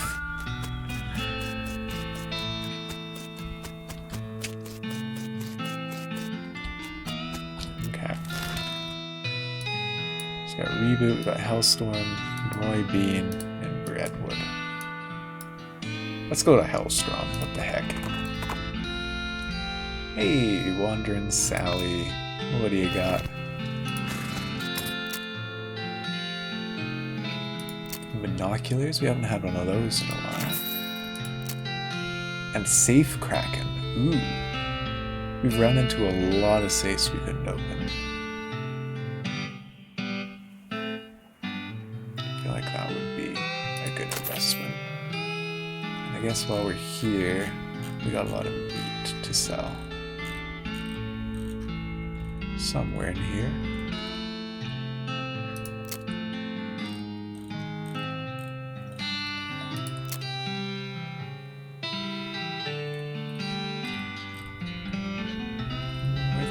Oh, there it is. Right at the bottom. I guess we could sell knives and stuff we want to use, but I won't worry about that now. Quickly memorize the entire book. When you're done reading it, you lock it up in a safe that turns out to be slightly too difficult for you to crack, so it's gone forever. Dang nabbit. Oh, thank you, Sally.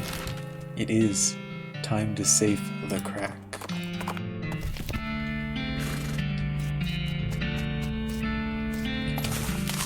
This plant's in remarkably good shape considering the rest of the ranch.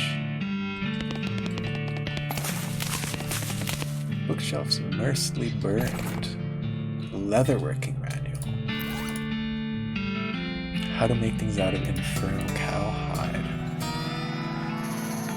Read the book from char-leathered cover to char-leathered cover. Yo, Sweet Potato Fry. Thank you for the raid. How you doing?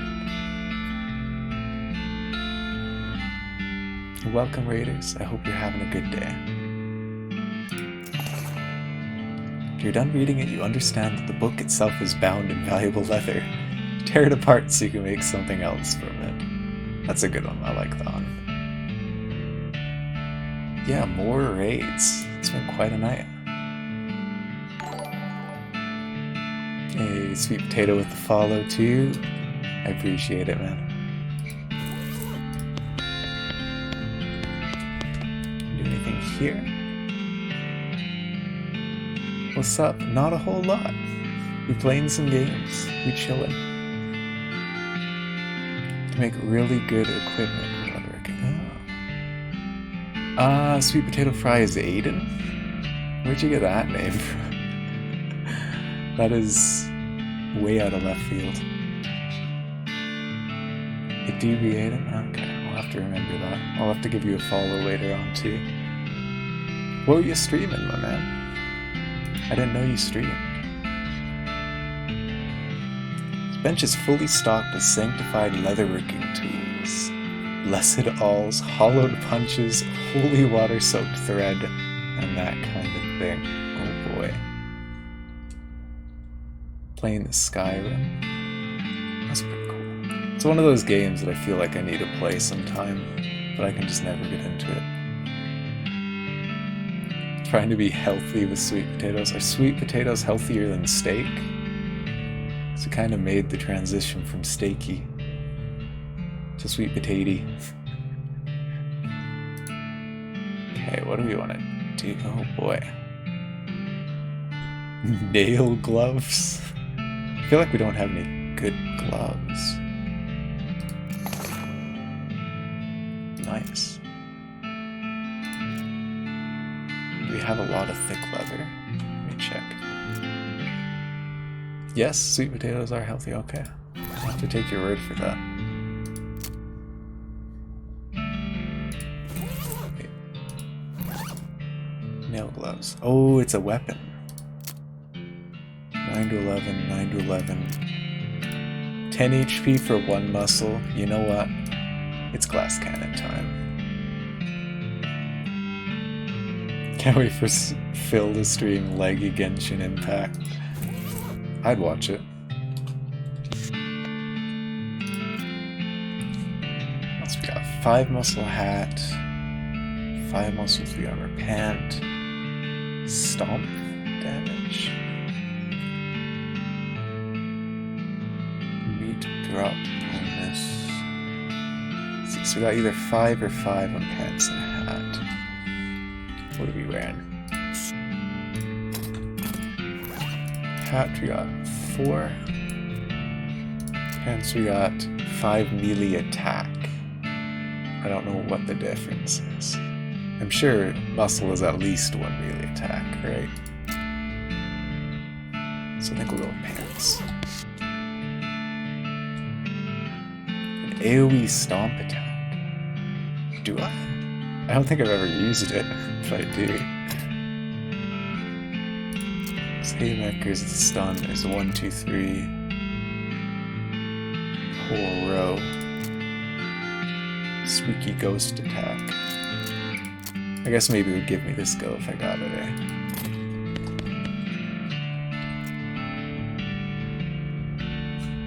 Nah, man. It's oh, what's the name? I forget the name in Japanese. It's a burial dressing, I believe, in English. I'm not trying to king shame, but you know what? No.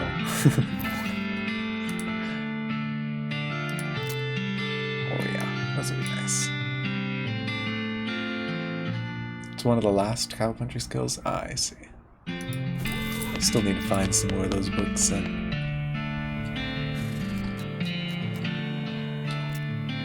Whoa, what the heck is that?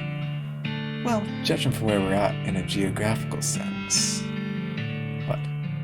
The middle. We're right in the middle of their territory. I think this must be where the cows came from when they came home. So this is like secret cow level? Is that what we're talking here? We head into Old Tristram. Ringing this will attract the attention of at least 1 infernal cow.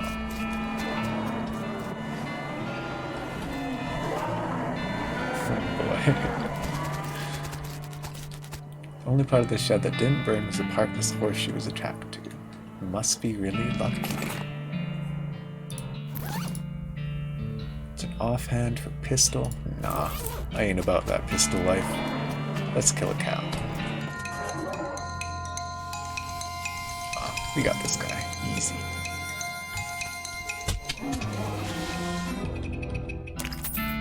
Pulled some cows from the home dimension and mercilessly slaughtered them. You monster. Just kidding, they're super evil. Pepper's skinning knife with all useful hide bursts into flame and withers away before you get a chance to collect anything. It's unfortunate. Oh, and it gives us different kinds of cows too. Yeah, punched him right good, you know it. I guess this is just kind of a grinding area then, eh? Pretty easy one at that. Unfortunately, can't get hide from it. Gotta get from events and stuff. Ah, yeah. I guess that makes sense, because it is kind of really good, you know, making that good armor. Instead of farming, I'm ranching. You know, he might be onto something there. Let's go to Roy Bean. An odd flash of light nearby prompts you to stop and investigate. You discover a goblin with a strange hinged board covered with shiny foil, which they're using to reflect sunlight onto a pair of leather boots. Hey, hello. What doing? Tanning. I'm Tanner. What's my shoe size? Honestly, I don't know. I want to say 12, I think. 12 in men's. I hope you enjoy that information, Phil. What's up, Tanner? You are tanning boots? Yes, yes. Sun using to make very tan. I don't think that's how it works, but I guess you're the expert. What? Nasty, yeah. Phil's being nasty Phil as usual. Can't intimidate him. I don't want to beat him up. He sounds like a good guy. Are these boots for selling?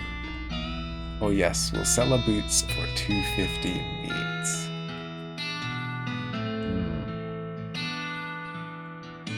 Why not? Overly tanned boots. He's very excited. I'm glad to have made his day. Intimidate the lad? I wish I could. I needed one more level of intimidating, which I'm gonna buy right now so we don't forget about it. And heck, we can upgrade safe cracking too. And leather working. Oh boy. Sweets. A little bit of glamour too. A little bit of first aid.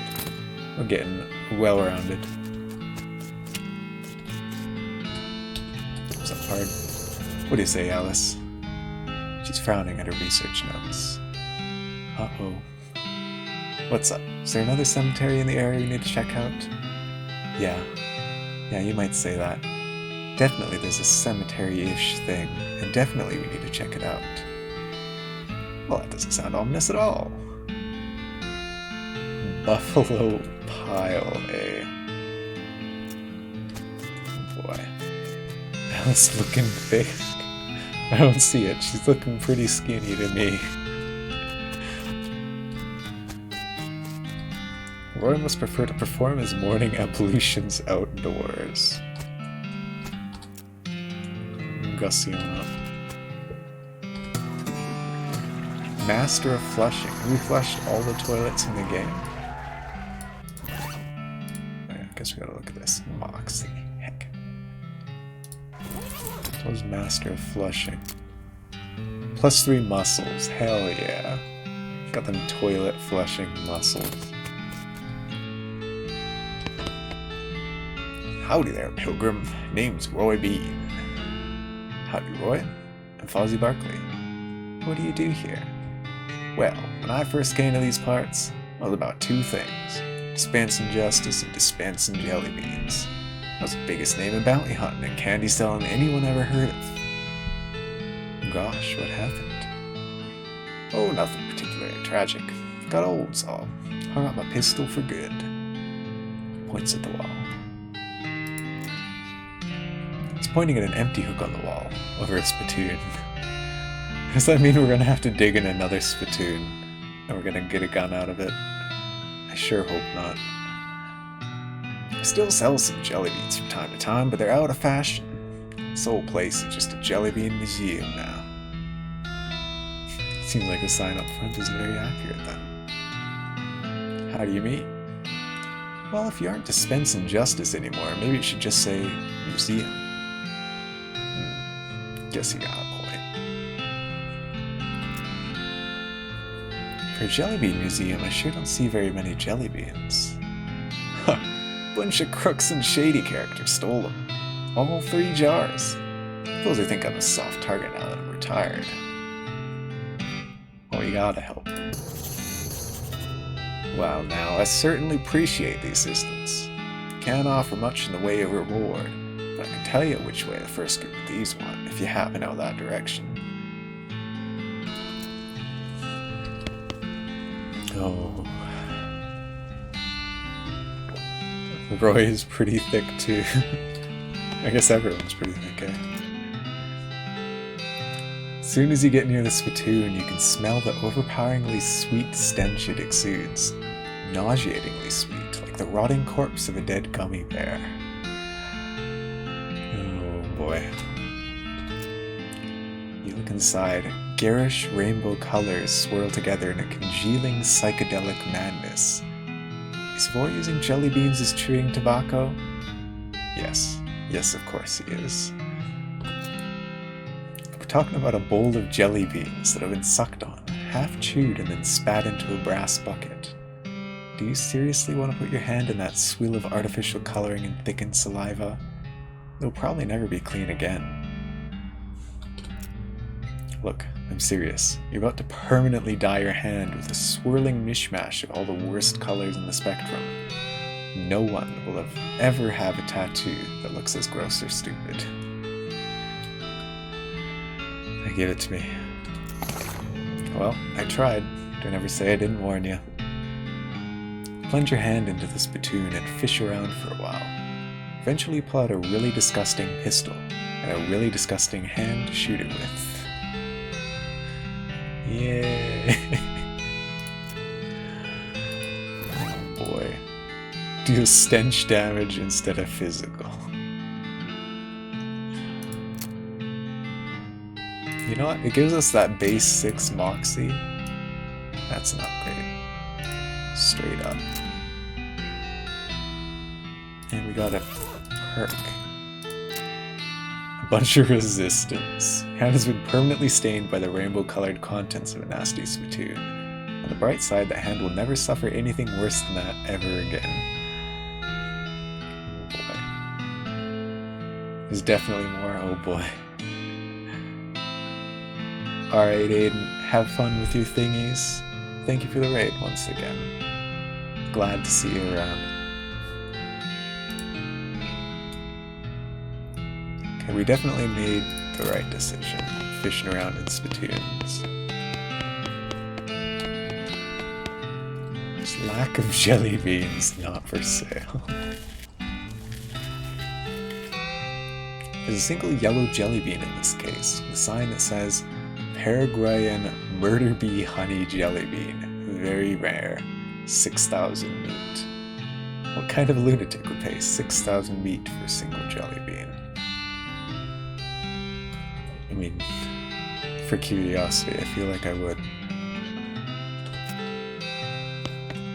Okay, so we need to cover his jelly beans. That I can do. They're closer, we'll do with jelly beans.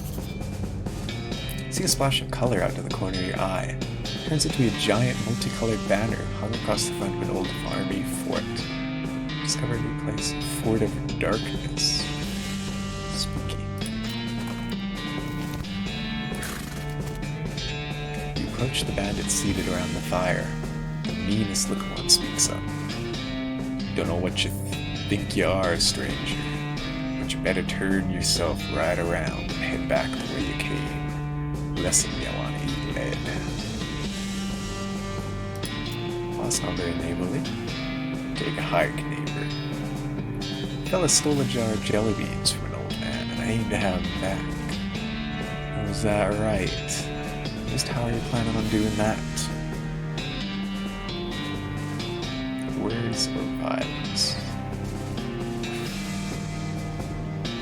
I mean, I'm always hesitant to do fight, because it's just like, that's the boring option, right?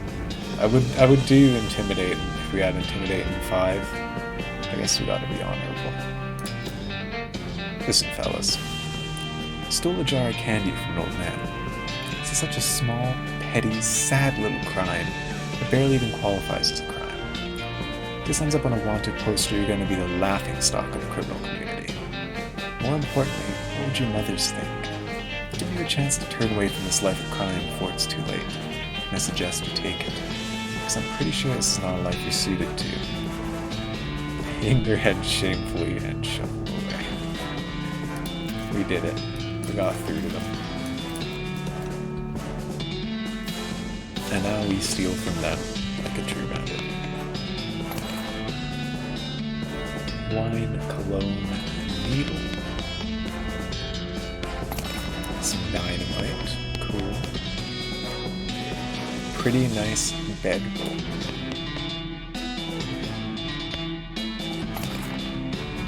Kurt's Fit headband. You getting physical? Force speed. Formerly worn by an exercise-obsessed lunatic. That's Kurt's Fit TM printed on it so many times it's legible from every possible angle. Force speed, huh? I haven't really figured out what speed does yet, because like, I would assume it's, you know, turn order and all that, but like, I feel like it's pretty much turn-based, you know, like I fight and then the enemies all fight. Like maybe I could go earlier if someone else is slower, but like, it doesn't seem to be quite a big issue. Which is unfortunate, I think looks cool. Jellied escargot. Oh boy. Can of garden variety garden snails preserved and suspended in gelatinous ooze. And the beans. Swizzy. Just who goes first? Yeah, not as much. I guess maybe late game it would be good to get a little bit more speed. Find a poor lost crate. Let's open it. Smash the lid open with the crowbar. Nice. Oh boy. This is dangerous. Buffalo. Buffalo. Buffalo, buffalo. Buffalo to buffalo, buffalo. Okay, what do you got to say about this, Alice? The holy crap is this? You've never heard of the buffalo pile? It's a huge burial mound where early settlers put their dead. Since they had a ton of buffalo bones left over from killing and eating them all, that's what they buried them in. What? Well, I was just thinking, I wouldn't have expected there to be a big hole in the side of it like that.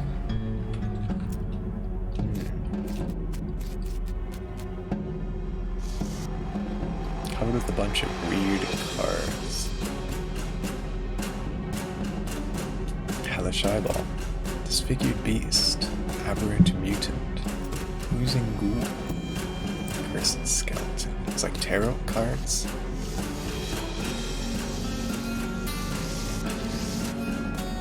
I hear a lot of activity down that corridor.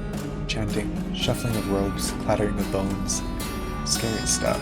You really shouldn't go down there. You don't tell me what to do. Oh, maybe you do. They all have 100 health.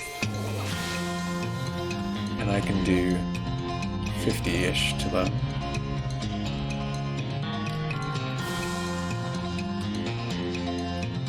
They all have like 30 attack respectively. So I think that might just be instant death. Let's get out of here. Really got stampeded there. Told you not to go down that hallway. Sorry, buddy. What about this one? Covered in big beakers. Nice. Giant vat of blood. Great! Vat of milk. That's less threatening than the blood. Hey, I got ichor and lemonade. Can I do some science? I have no idea what you're trying to make here. Sure you want to mess with this stuff? Okay, maybe not. Atop the slab is a skeleton-shaped indentation with a buffalo skull-shaped indentation where the normal human skull-shaped indentation should be. It's a good thing to keep in mind if you end up in possession of the bones necessary to fill in the indentation. We're building a skeleton?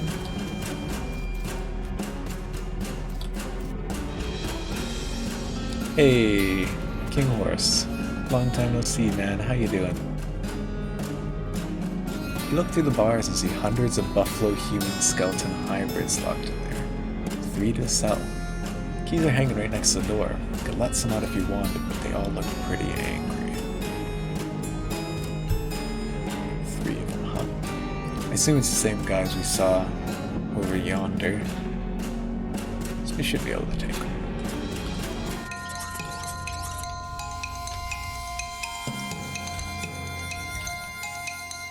Okay, good. They're buffalo soldiers, I get it. Okay, beef up.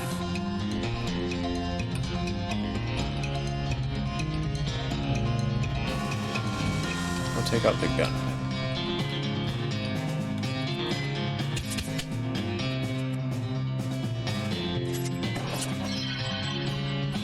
Ooh, they're spooky, not melee. Alright. Each do 30, huh? So we're gonna have to heal that. So we can heal, I think, 20 with Doctor. This might have been a mistake.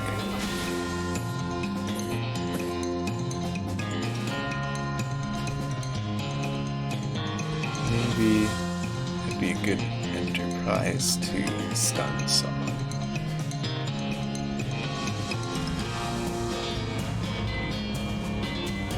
We'll rope him. Just to be safe.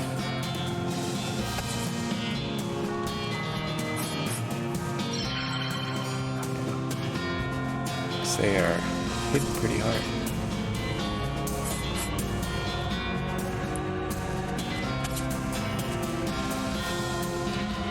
Wait, these are skeletons, aren't they? I could just instantly kill them.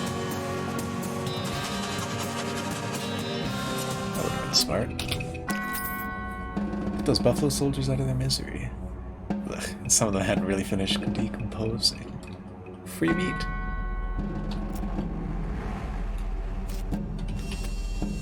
Shelves are filled with hundreds of crates, each full of buffalo and human bones, carefully sorted.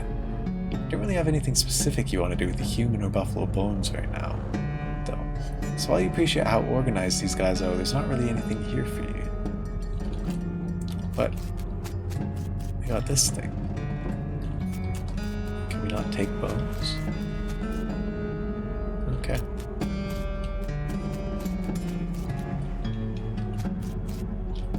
Clearly the good toilet. Clearly the bad toilet. I see.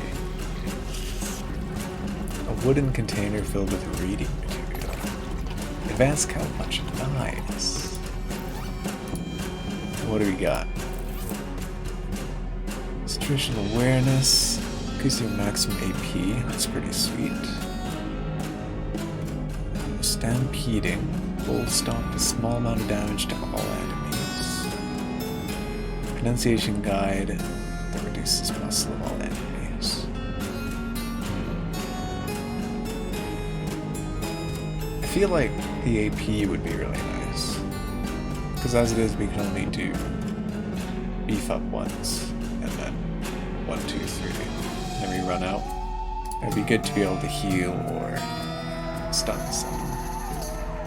Study the situational awareness techniques till you can read them with the eyes in the back of your head. Then you shoot the book into pieces because you don't trust it or anything else anymore.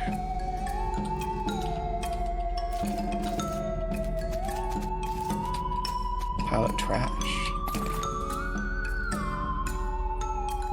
Burning books is old news, we shoot them. Hell yeah. That's the cowboy way. Scroll's been mostly burned beyond legibility. You can just barely make out something about hell cow energy in between the scorch marks. You can't really make out anything new, but you're convinced this must be another clue to the whereabouts of the necromancer. Neat. What do we got? Got a robe receipt.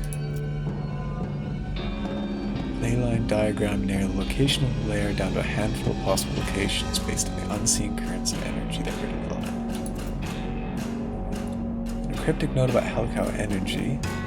The lair must be near that crazy portal. So we're close. It might even be here. Bones rule. Hell yeah. plus a black hood and a bottle of buffalo tranquilizers. Spell damage, yeah.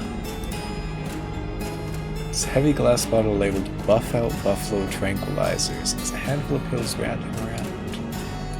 Handy. Settle in amongst the thick black robes. It's pretty comfortable. Oh, I went inside the thing? You wait and wait, and finally hear some noises outside as a couple of cultists pass through on their way from somewhere to somewhere else. You don't catch much what they say. What you do hear is, Doug, it's blood after Iker, then you turn to liquor. It doesn't sound half as bad at this point. You guys are jerks. Okay, so fail and it turns into liquor. So blood after Iker, fail and turn to liquor.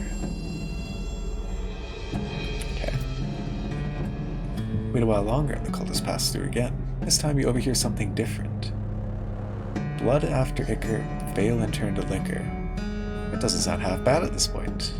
You guys are jerks. It's the same thing, isn't it? Okay. Wait a little bit longer and the cultists pass through again. This time you overhear something different. And remember, Doug, Iker after milk, rituals smooth as silk. Blood after Iker, Iker after milk. So milk, Iker, blood. Okay. Wait a little bit longer. Cultists pass through, hear something different. Remember what the big guy said. Blood before Iker, start that soldier's ticker. Iker before blood, bad idea, bud. I'm not your bud. Iker after blood, way to go, stud. Why is Doug having so much trouble with things? Remember, Doug, Iker after milk rituals smooth as silk. I guess they're like randomly generated, and we just somehow got 2 in a row up here. So milk, Iker, blood. I can remember that. Let's do that before we... Oh. Okay, we'll not go that way. Iker, milk. Milk, Iker, blood. MIB, Men in Black. Remember that. A good looking leather-bound tome. Isn't blood after Iker bad? I guess we're... Let's see it again. Blood before Iker, start that soldier's ticker. Blood after Iker, fail and turn to liquor. Blood after Iker, fail and turn to liquor. So yeah. Blood has to be before Iker.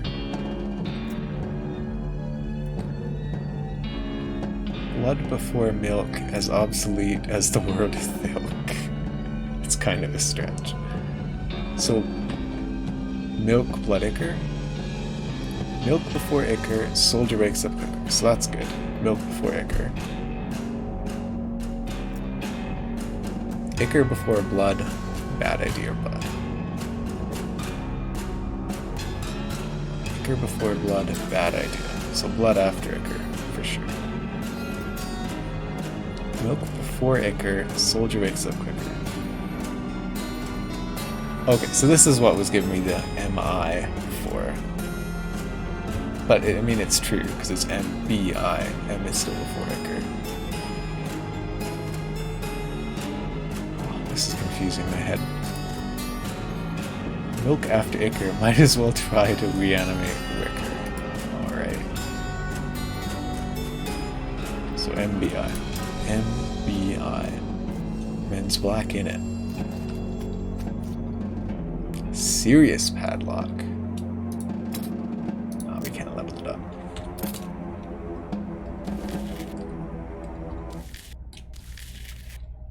Covered with a bunch of weird cards. Oh, this is the room from before. This is a big old circle. Okay. Get milk. Get blood. We get Iker. The liquid in the beaker begins to bubble. Steam rises from the beaker as the reaction intensifies. The intense heat of the reaction fuses the Iker spigot into a useless mass of metal. The boiling subsides, and what's left in the beaker is... When the smoke clears, you're left with a beaker full of a liquid that is unmistakably buffalo reanimating fluid. It's unmistakable because somehow the reaction caused the beaker to become labeled. The label says that it's buffalo reanimating fluid. It's just science. Can I still collect lemonade?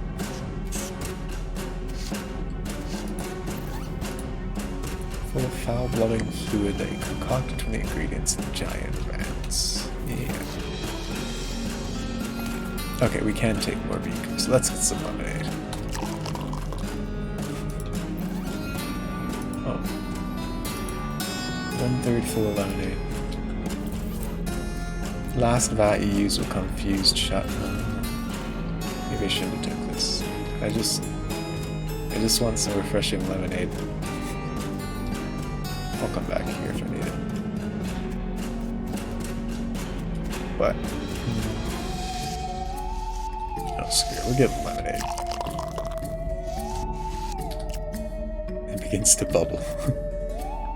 The lemonade faucet gets clogged up. Saying in the scientific community, lemonade in, lemonade out. You definitely proved it. Life gave me lemons. That was worth it. 15 to all stats. It's the most lemonade you've ever seen in one place, except for the gigantic vat of lemonade you got it from. That's pretty sweet.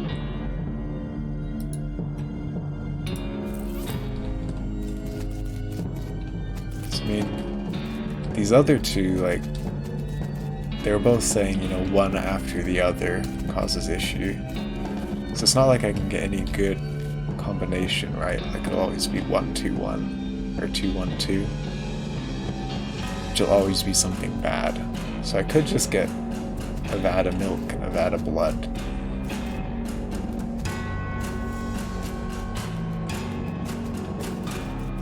I guess that's our best option. Let's get some milk. It begins to bubble. Intense heat of the reaction milks the milk faucet. The boiling subsides and what's left is... Unsurprisingly, after the reaction concludes, you're left with a big beaker full of milk. You don't like milk very much, so you pour it down the floor drain and discard the beaker. Oh. Well, gotta finish it up. Melts the blood faucet, and what's left is... Since the only thing you put in the beaker was blood, the only thing in it now is blood. Pour it down the drain before it starts to scab, and then discard the beaker. Okay. Well, we got lemonade. That's all that matters. Can we... Can't do anything here. Can't do anything there either. Just thinking we can maybe reanimate something. Really should have used scented candles here. Probably.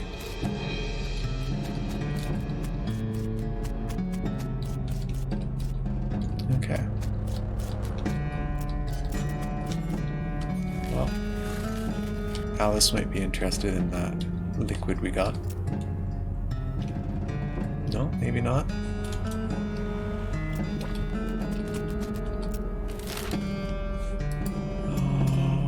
Alrighty, what else we got? Let's go to Reboot Hill. Let's fight some skellies.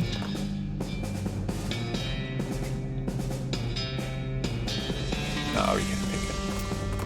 That's sad. What do we got here, partner? Alright, you look around and see if there's any trace of that necromancer. I'll cover our backs. Don't worry, it's just paint. Oh, thank goodness.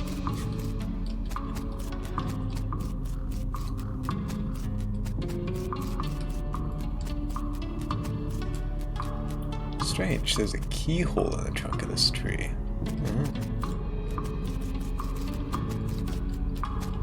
Glad I went out this way.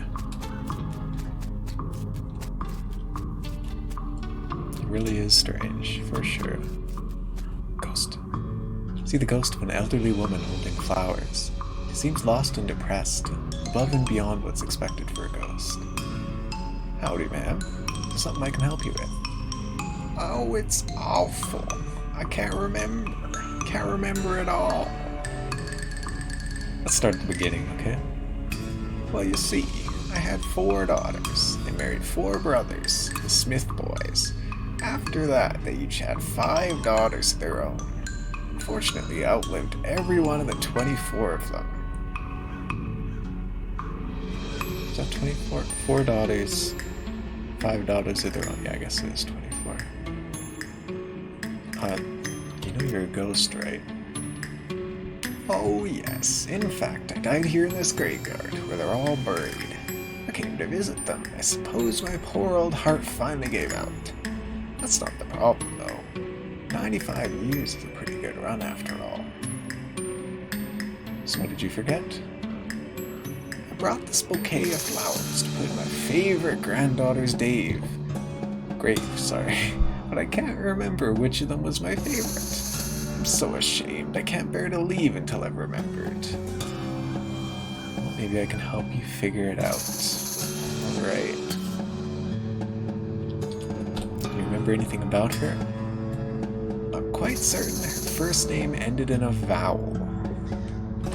I feel like I'm gonna have to write this down. I'm bringing out paper and pen.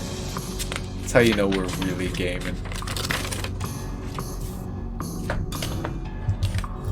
Last time we were regaled a story with a lot of things in it and we forgot. It's the last vowel. What else?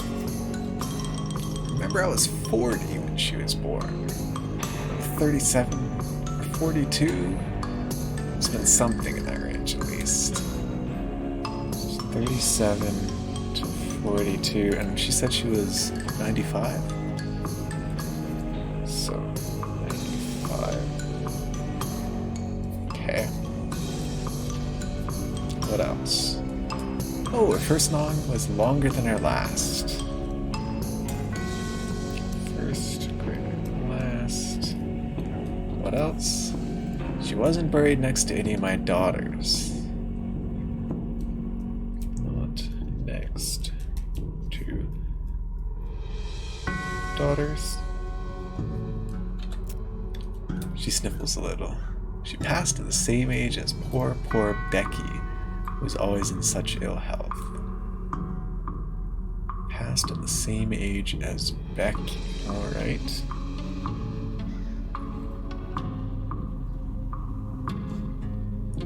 As Becky. Right. Favorite hobby was knitting. She knit me a lovely sweater for Crimbo just the year before she died. And that's all I can remember. How's that gonna help us? Knit you a sweater the year before she died for Crimbo.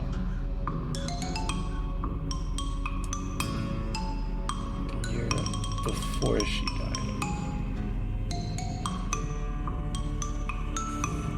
I don't know what that implies. I'm assuming it's something to do with the date, December 25th. Giving us an extra year to go off.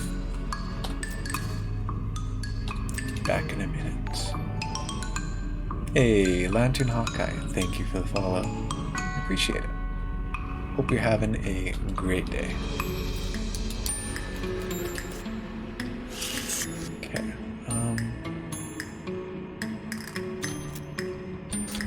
what's what? Pamela Smith, Pearl Smith, penultimate Becky Smith, Leslie Smith, Lilith Smith, little Becky Smith. Oh goodness, there's so many of them. No, the Sleep Act, great. You uncover a coffin that was apparently delivered by mail because it still has the address printed on it. Either that or this joke was about somebody going to Hellstrom Ranch after they die. It's a bit weird. Fidelity, Farah, Faith, bunch of F's. Okay, so what do we have to go on? They were 37 to 42 years old when they were born. And she's 95 now.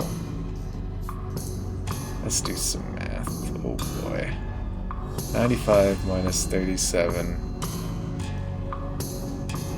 is 58 at the youngest. To 42.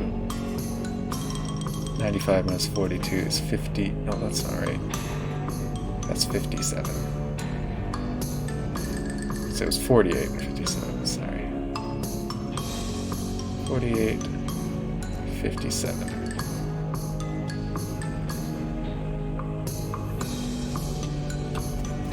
What was her name? I feel like we need to know her name. Let's see.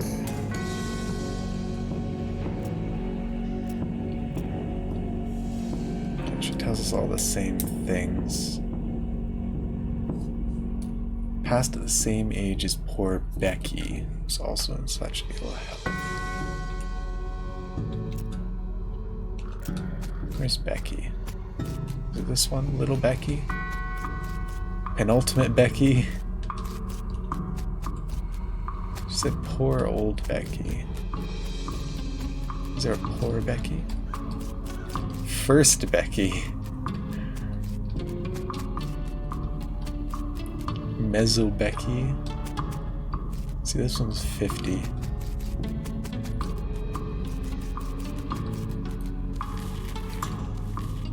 Maybe all the Beckys are the same age.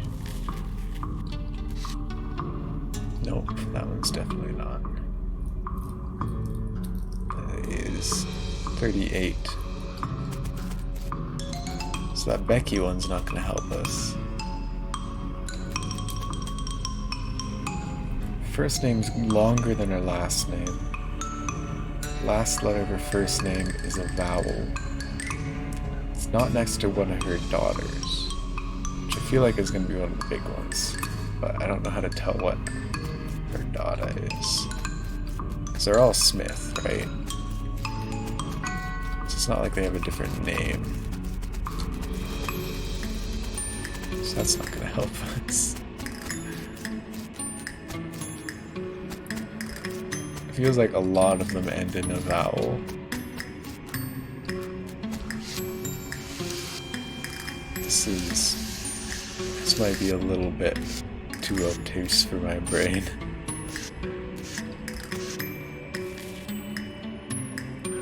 That's the same age as Becky.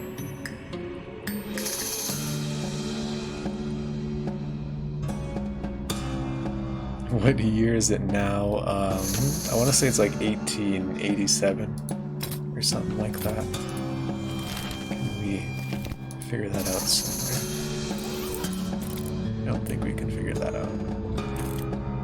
This is like, there's a lot of things to remember here. Like, if I'd paid attention to her name at first, I think that would have helped. But she won't tell me it again, and I don't know what year it is, so that doesn't help.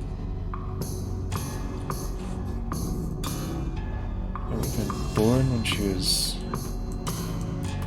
She's 95 now. So I would have been born like 1820, 1830, I think.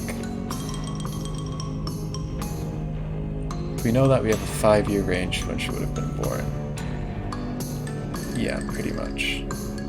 Because we know that she's 95. We know 95 years back, plus 37.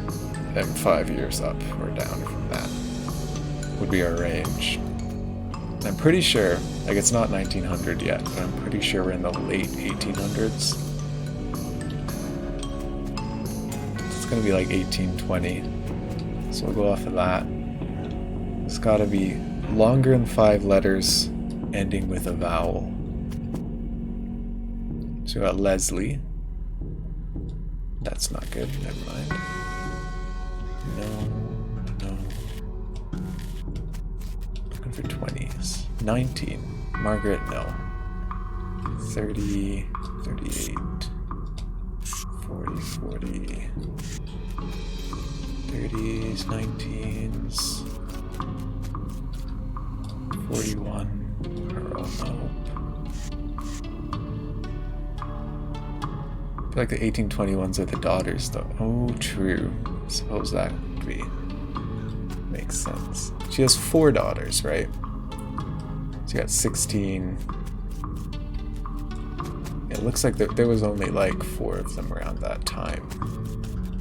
1819 there.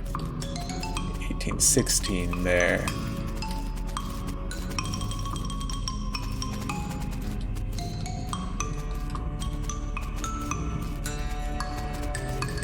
Got 1820 somewhere. Lost it. 22 and 1820. So this must be a daughter. This must be a daughter. So all 6 of these are gone. 19, so this one can't be it. 16, so this can't be it. So that narrows out quite a few. We want first name longer than last. Last vowel being last in the first name being a vowel. So it can't be that. Can't be that. Could be that. Mezzo. Well, no. Mezzo is the same. Magdalene. Depending what year it is, maybe. These 2 are both kind of maybes. If we knew who Becky was, which Becky they were talking about, this would make this a lot easier. So these 2 are possible. These ones are not, because that's a daughter. Not possible, not possible, not possible. Trisha, that one's plausible. Did she say old Becky? Let me see.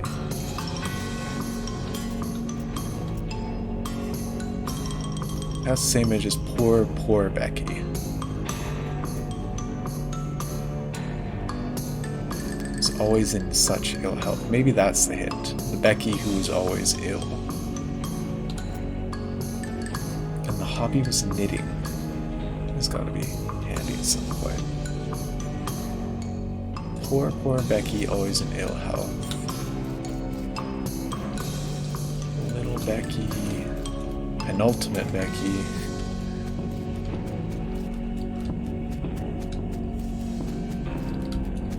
Mezzo Becky. What does mezzo mean? Let me Google that real quick. I feel like that's a word. Mezzo. Female singer with a voice pitch between... Oh yeah, like mezzo-soprano. Yeah. It just means halfway.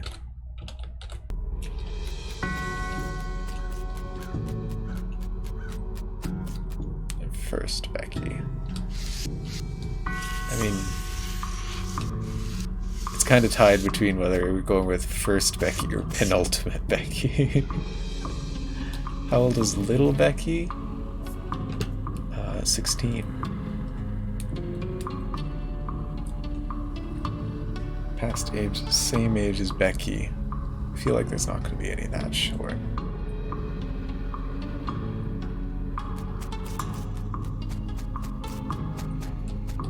This is incredibly complex. So we've already ruled out all these 6. These 6 are next to the daughters. And about the left side, so the daughter's not this one, can't be that one. These 2 are maybe. Can't be that one. Can't be. This one's next to a daughter. So in this kind of half on this side, it's these 2 corners. In the middle, let's see, did we have a daughter in this area? No daughter. So Faye can't be. Fiona can't be. Becky can't be. Paula can't be. Patricia, possible. Penelope, possible. Lenore is possible, but that's kind of late. I feel like that's not going to be it. Leilani, same deal. this movie. So we kind of got 4 to pick from, right? We got Penelope, Patricia, Magdalene, and Melissa.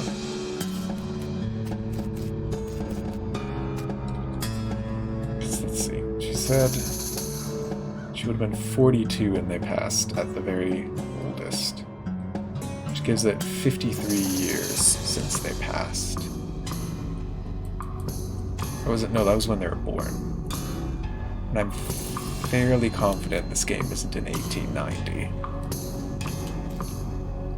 So I don't think... It's gotta be... I feel like Penelope is a pretty good guess. She's 50 years old. I guess we could check if there's a Becky who is 50. Are either of those two on the end that young? Let's see. 16. No, they're both relatively older. So if we have a Becky who's 50 years old, this one's possible. We got 24. We got 16.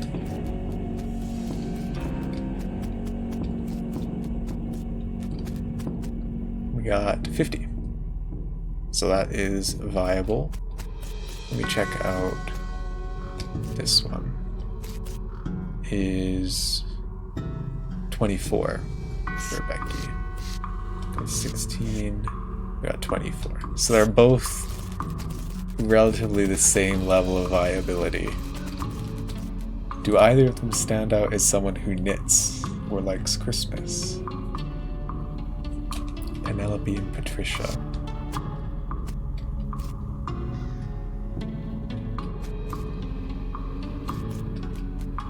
My mind wants to say Penelope, because that would mean it's later, or earlier in time, rather. Like, we're not 1890.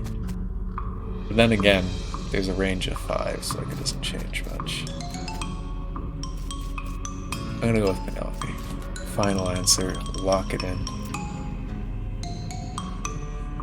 Her face lights up as you nervously glance at the 2 stones behind her. It starts up with a P. Was it Pet?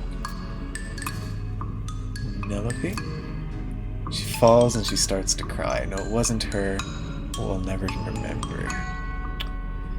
Thank you for trying, but please leave me alone with my grief. Can we actually try again later?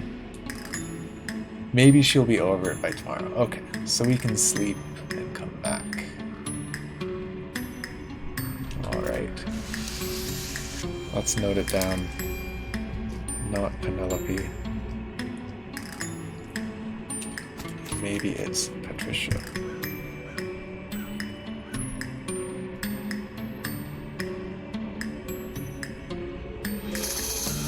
Okay. Noted kind of the 3 subjects that we could possibly have. We can come back to her in the morning. Oh, it just keeps going. There is lots of stuff here. What do we got over here? Oh, there's even more graves this way. Oh no. Becca Smith. Wait, died in 1895. So we're at least 1890. Our math was all wrong. Alright, well. Filler Spidey McKinley turned out to be way more than 1. Got Way's old Jed Marmot. This time the bar ate him. Let's dig him up. Marmot skin hat. I don't know if I want to wear that. Pistol badge. Peggy Immortal. Kinda ironic. Lived to be 101. Would have been 1847, 1852. Because that's... if it's 1895, assuming that this is current year, right? So then it would be... wouldn't it be 37 to 42? Because assuming... Because she's 95 now. If this is 1895 now, she was born 1800.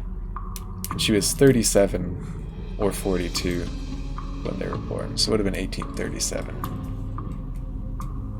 to 1842. Somewhere in there. I'll put that down. Alright, what we else got here? Big Bob Hurlingham got into the big pie eating contest in the sky. And he was buried with a pie. Gives us muscles. One man's nightmare garbage is another man's dinner.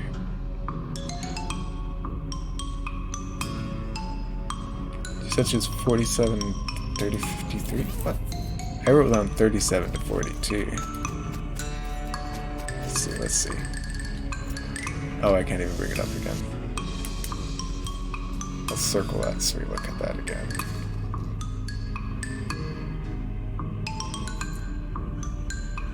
No, I was right. You said 47 to 52 in your I see. Yeah, so you were just 10 up from it. Okay. Hopefully it'll actually let us do it again. We can get it right. Biff Bunkerston, a real butt face. Benjamin Button kind of thing. He died 100 years earlier than he was born. Clean Willie Hinks is really gonna hate this burial thing. Miss Centibomb tried to eat her way out of a bear. Buck Jeansley, nobody ever saw a man die that way before. Looks like there's a whole gang buried here. Let's go.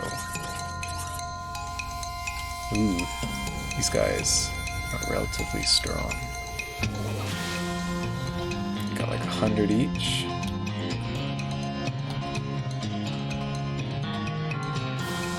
Let's see.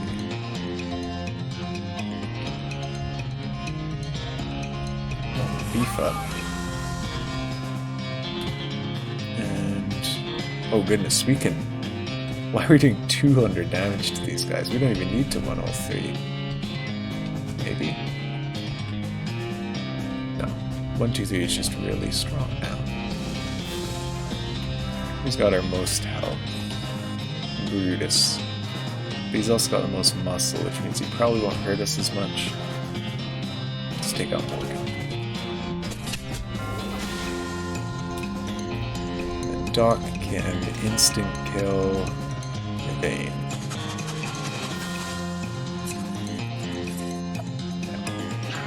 Made the right decision not killing that guy.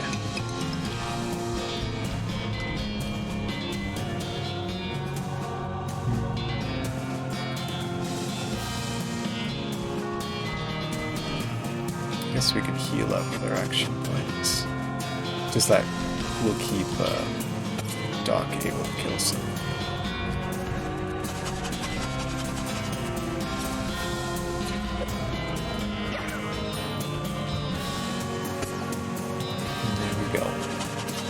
Easy as.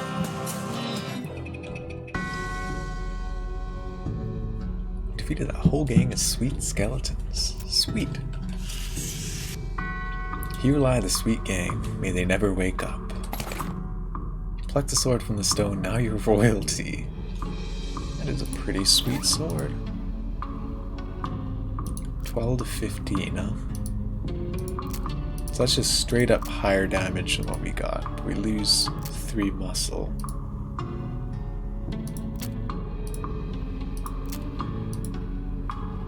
Gaining 3 damage though. I feel like we'll do it. It's a pretty sweet sword.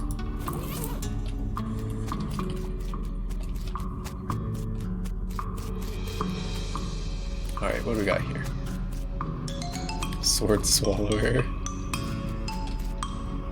Sounds big and fancy, has a door in the front.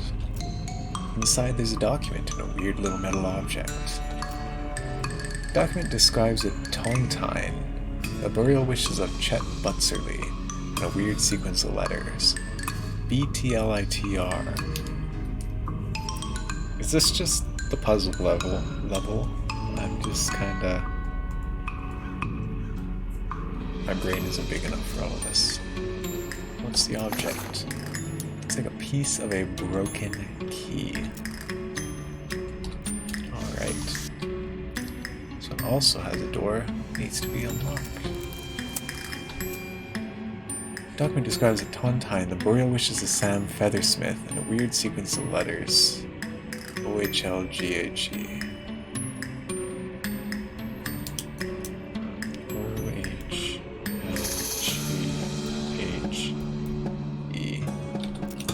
And an object. Another key fragment. What about this one? It has a safe. Good thing we got that. Pull out your stethoscopes, crack your knuckles, perform a complicated grave robbery. Spice. Tontine. Boreal wishes a Philip Iron Gloat. Weird sequence of letters. OIE. HTE. I'm not seeing any patterns through all of these. And we got a key fragment. Is that a whole key? Assemble it. Nice, we got a Tontine key.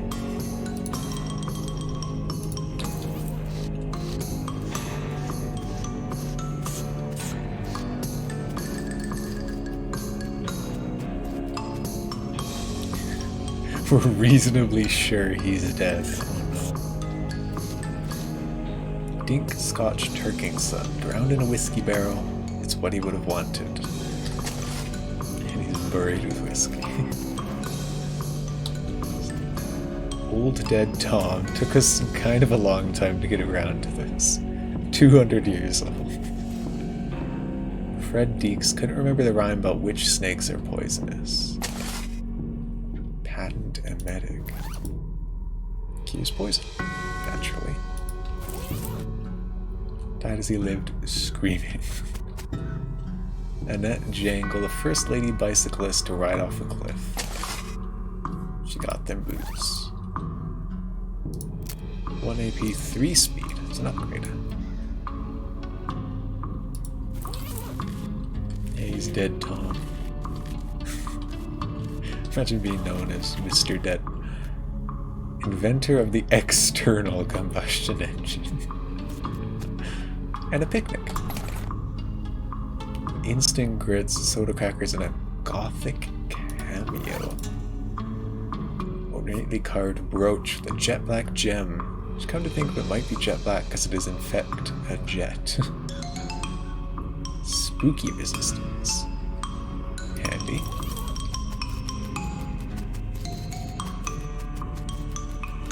Alright, even deeper.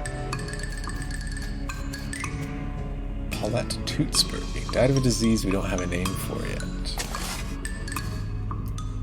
We're expected to call it exploding skull syndrome. Turtle scoffing champion. Oh goodness. You're not going to get past this barrier of whirling bones without, well, making it so there's no barrier of whirling bones here anymore. Well, let's crush it. Bones attached to nothing are no match for the ones attached to your muscles.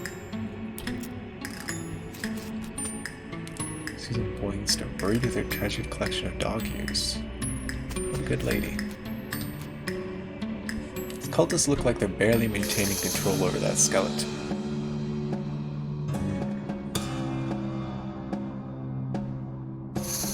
Like if we interrupt it, the skeleton will be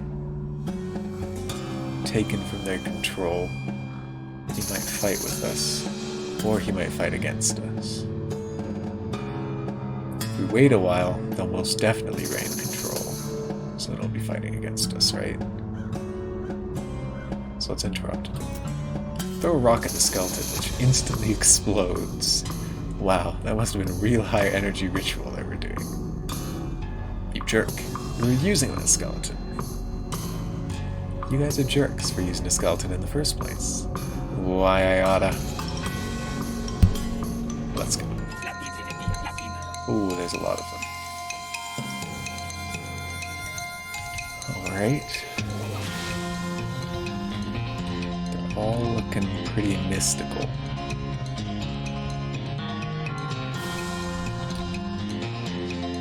might be in some trouble here.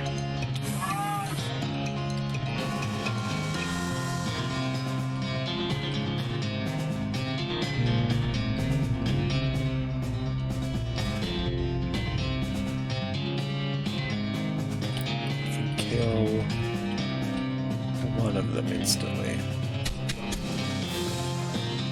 And then we can kill a skeleton. Hopefully they count. Which they do. Okay, they don't hurt too much. And the bones don't fight us. Nice. Just afraid for nothing. Heal up. Punch this guy. Bone saw down.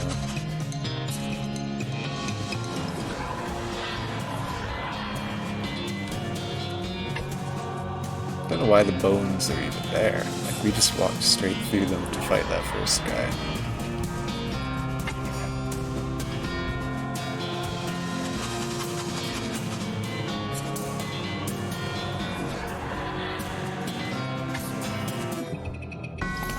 Wrecked whatever foul sorcery they were trying to accomplish here, then you wrecked their lives by ending them. Alice studies the remains of your undead foes. Her eyes light up. Evidently she's had an epiphany of sort. She's become stronger. Nice.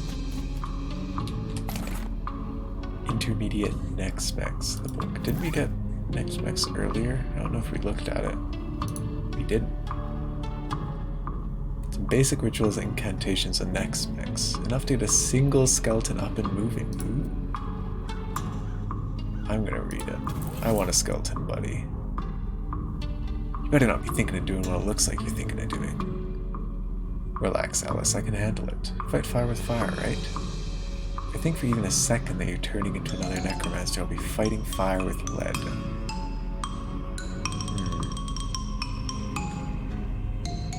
Maybe we shouldn't turn on Alice. But it sounds so cool, man. That's intermediate. Replenish your blood supply by stealing blood from the living. Well, should let us do this one? No, probably not. Okay.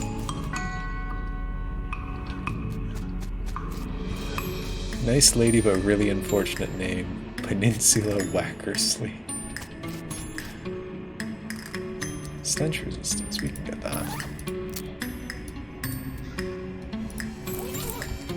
Hastily constructed very shallow privy. Open the door and dig around in the detritus. There's a little slip of pink paper. Looks like one of the necromancer's cultists got written up. 2 more of these and you'll be ritually eviscerated. Nothing personal, just a corporate policy. Read the infraction listed on the slip. Looks like one of the cultists was gathering dangerous mushrooms. Curious. Stick the slip in your journal. Let's see. Didn't hear about 3 bedrolls and a single stale smell. Right.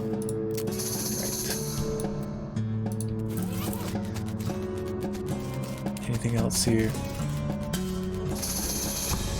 Ran from air right off a cliff. Ate too many wasps. Embroidered to death. Lucky Vinny Pike, it's bound to run out sooner or later. Keep on fighting, Vinny. I believe in you, buddy. That one guy, you know the one. Yeah, him. Most strikingly rat-faced man anyone had ever seen. The guy, Stanrietta Minkleston, tried to eat a live eagle on a dare. Looks like the eagle knocked out all of her teeth on its way down. Yikes. The skeleton doesn't seem particularly threatening, apart from being a general reminder of your own mortality. Hello, who are you? My name's Bernard. Shh, lower your voice. They'll hear us. Who, the cultists? Shh, yes. Not a fan? They're reanimating dead people's skeletons. I don't want to be reanimated, it sounds horrible. Can you imagine having to walk around without your skin on? How embarrassing, not to mention cold. Sure, well. Plus, I mean, dying's hard enough. Who wants to come back to life just when you got used to being dead, right? I can see that. Please, can you do something? I don't want them to find me. I mean, I already killed him. Great, phew. It's a load off my mind. Let me tell you. Here, you can have this worry stone. I don't need it anymore. Worry stone. Rock has the hole rubbed in it by incessant worrying. Fidgeting with it will stop you from looking so anxious all the time. Neat. I hope that skeleton has a great day.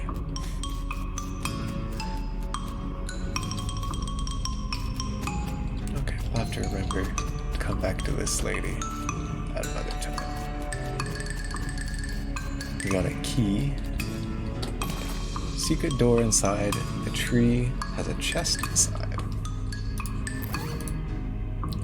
What's it got? The chest contains a lone but extremely large gemstone and a document describing a tontine, which you apparently won despite not even signing up for it. LOL. So this is why they formed that tontine. 2,000 meat.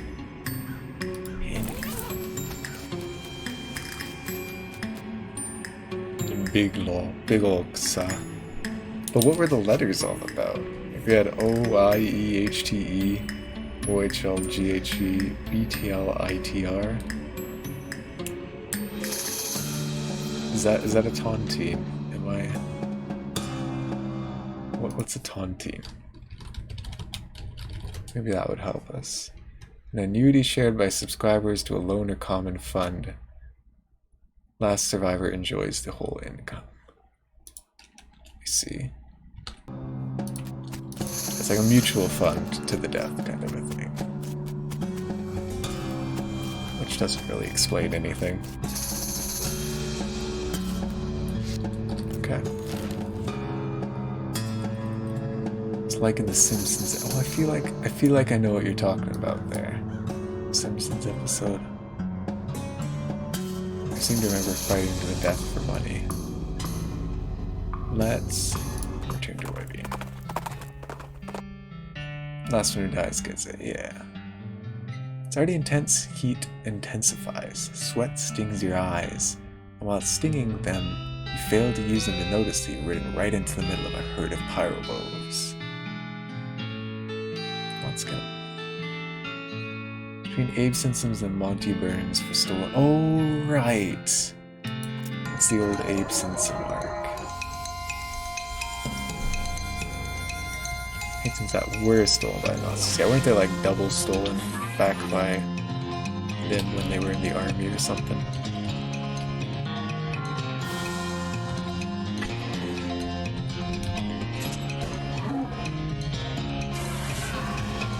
Rude. Ooh, they hurt. Alright. Get a little bit of healing going. Shooting them. They did like 40 per. So we're gonna need 80 HP to survive.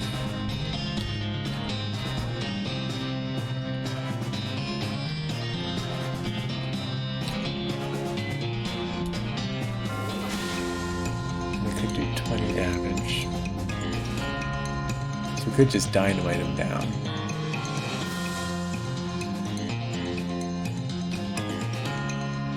But we don't have health. We might not be able to survive even one.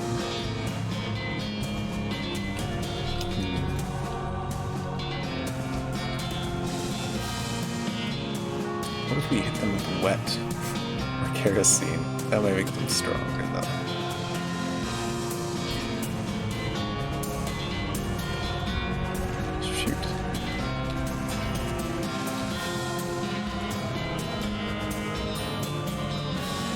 Disable one, that won't do anything. Can kill one instantly, 1, 2, 3.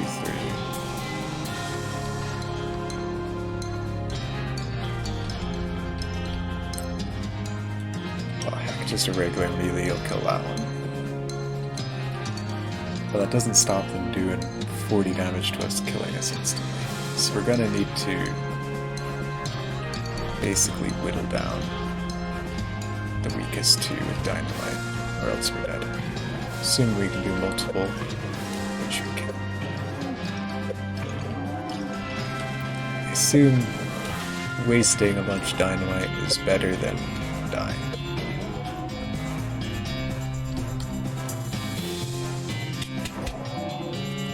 I'll have to remember to stock up on some healing. Put out all the fires and then crush the cow skulls that were responsible for them. Yeah, that'll show them.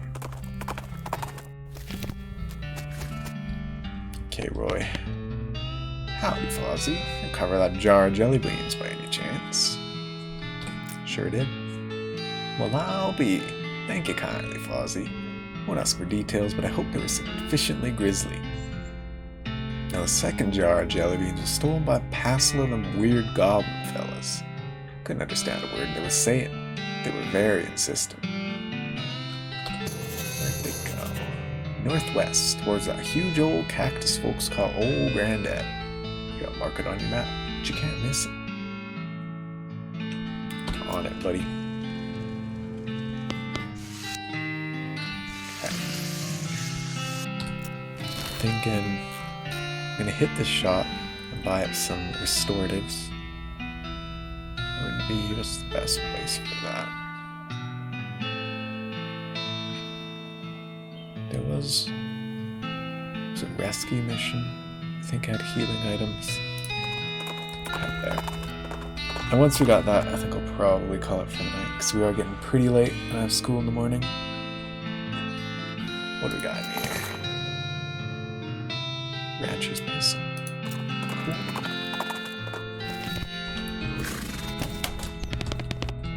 Hello again. Can I buy some stuff? Trauma kit. That's just about what we need. We'll get 10 of them. Yeah, should be good. Okay. I'm not sure if I have to go to town to save, but I'm gonna go to town just to be safe.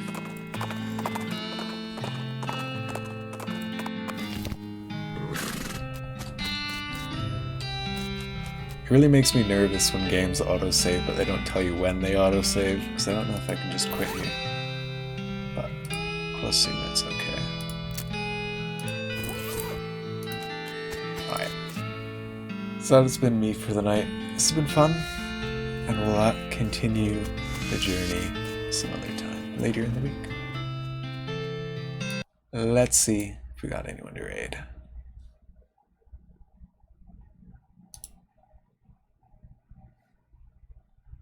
Ooh, we got Show. Show Crit is streaming right now. You might recognize the name. He's come to a couple streams recently.